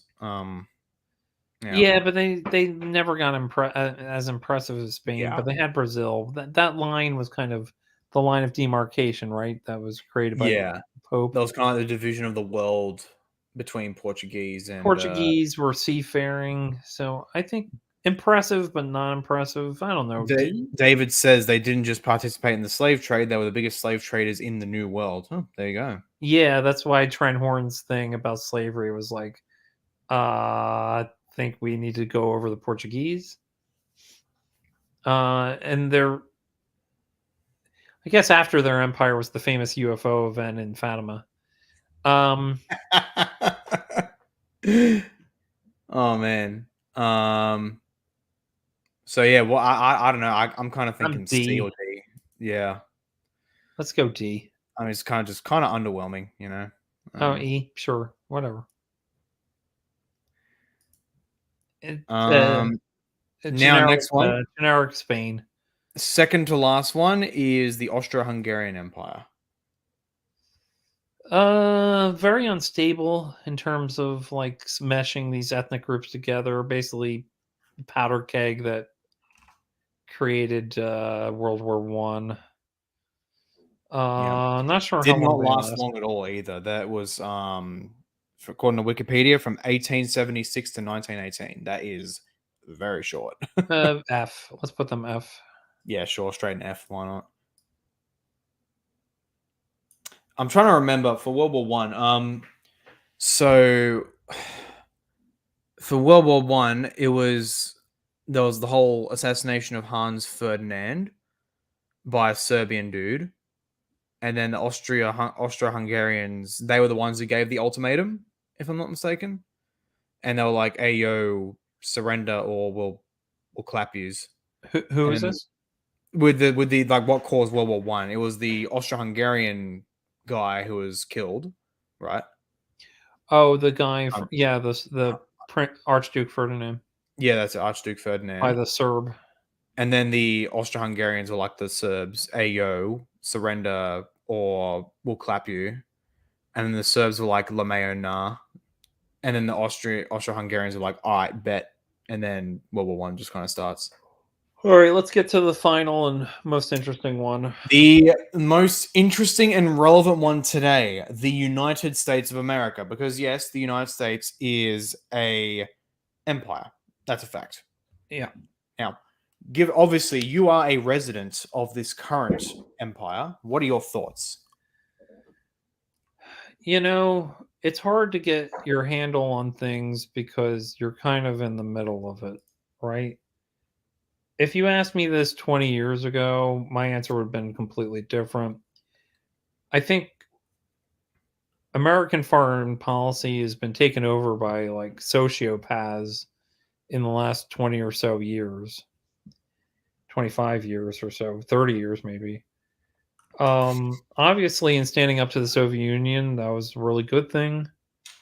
World War II, um, the development of the country, just the founding fathers being like, we're going to take these elements from Rome and like our classical training, and like it's almost the distillment of like what was good from the British tradition combined with very erudite classical education of the classics and stuff, um, and the founding. But if the rumors are that like what's in the JFK documents for the assassination that they won't unclassify is basically that the CIA killed Kennedy, and there's probably a good case to be made if that's true.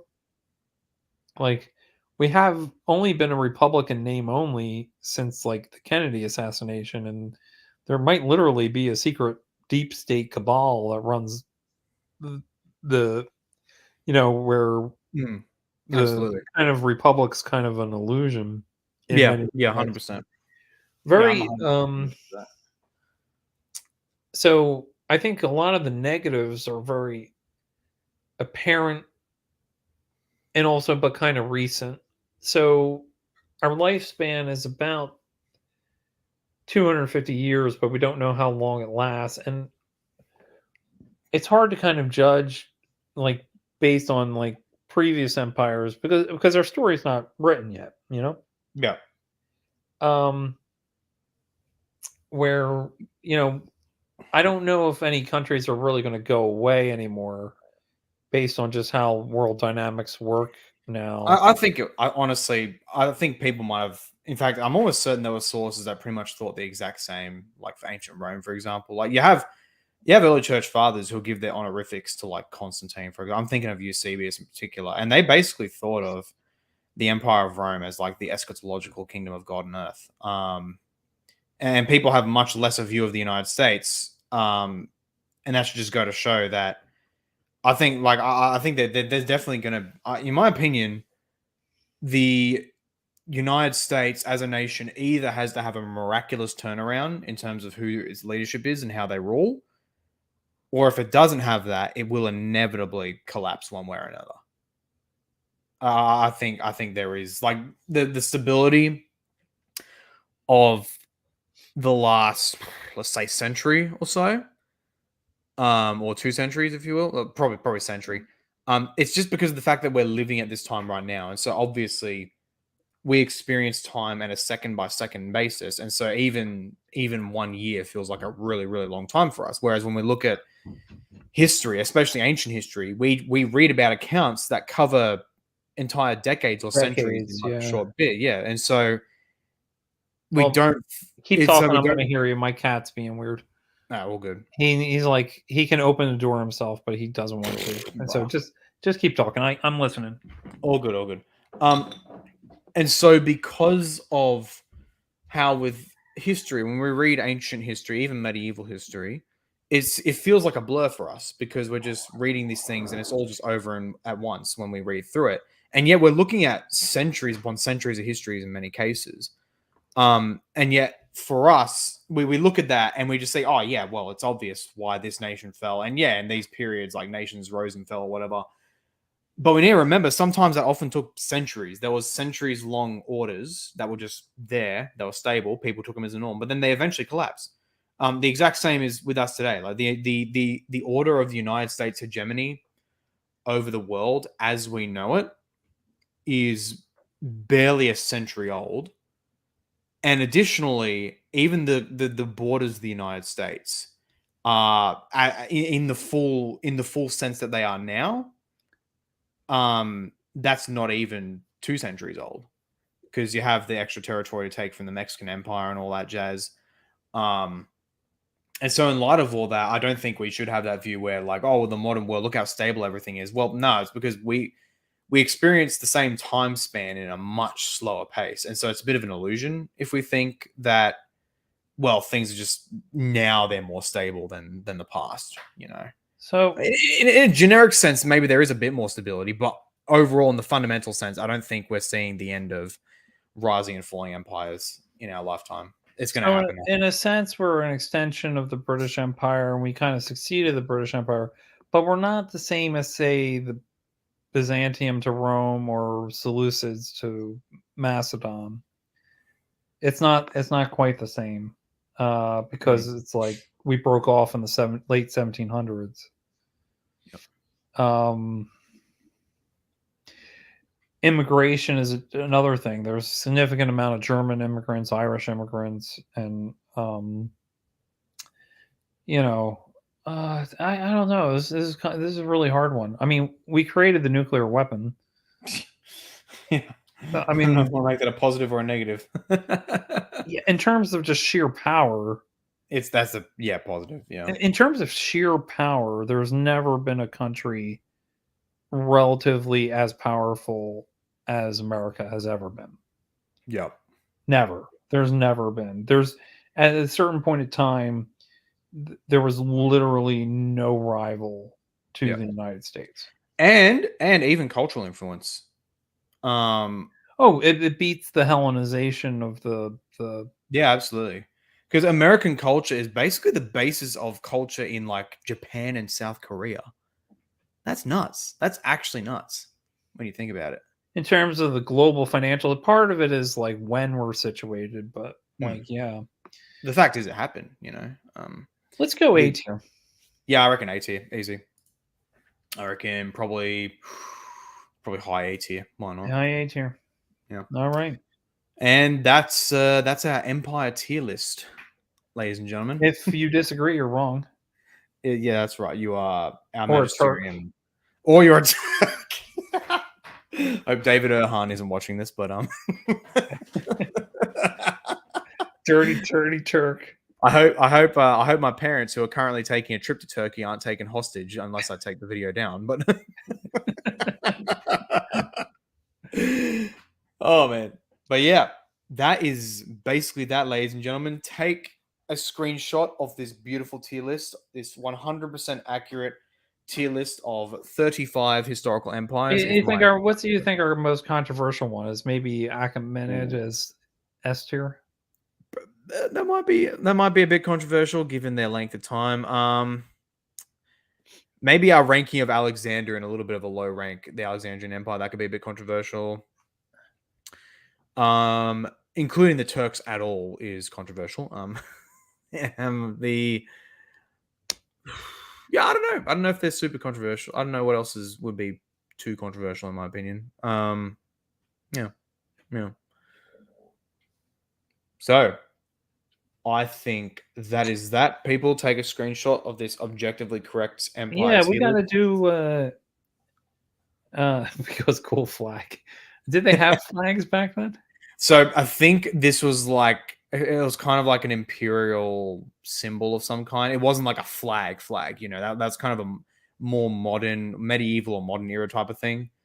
But that design of like the eagle with the long wings and the sun on its head, that is an Achaemenid piece of imagery. Yeah. Yeah. We gotta do another tier list sometime. We'll have to think 100%. of something else.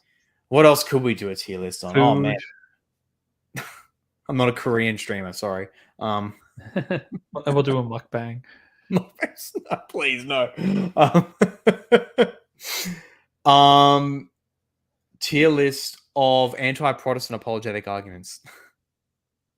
That'd be hilarious. That'd be a fun one.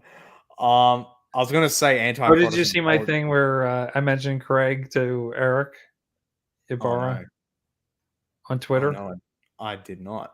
Actually, no, I did. Yeah, and he was like, "Yeah, no." You should send that to Craig. I probably should. I probably should. Oh man, I hate seeing the beef between them, but that's life, I guess. What's that beef about? I don't know. It's a long story. I can maybe tell you a bit later. Okay, don't worry about it. Yeah. Another tier list. What else could we do? We could do so many tier lists and so many different things. I remember someone, I think it was Scholastic Lutherans, they did a tier list of Christian denominations. So that was fun. Did you see the thing I sent you with the Cheers, the old American sitcom with the Lutherans? Yes, let me check it again. That was funny. I didn't remember what it said. It was like a little 5 minutes thing from an episode where it's like why Lutherans shouldn't take advice from Episcopalians. Oh no, I didn't watch that. I still need to. All right, yeah. I loved Cheers back in the day, so I hope it's good. Yeah, I completely, I watched Cheers, but I completely forgot all about that thing. Where it's like one's like mainline Lutheran and one is Missouri Synod, and the Missouri Synod is just like calling his wife a heretic. Well, here's the sad thing. I think it's a sad myth, as an aside, that people think of like the ELCA or something as like a mainline Lutheran, and then the Missouri Synod is like the other. It's actually the other way around. The ELCA came out of the Missouri Synod. Oh, did they? As a split. So actually the LCMS, they're actually the mainstream, believe it or not. Anyway, I mean, was there any doubt Rome and Britain deserved to be on top? Of course they were. Of course they were. No doubt at all. Should we put Rome to the left of Britain, or should we leave it as is? I'll do you one better.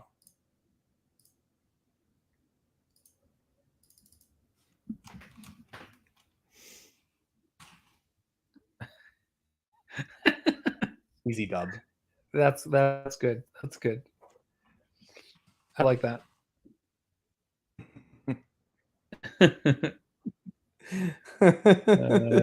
Roma Eterna, 100%. Rome is in a category of its own.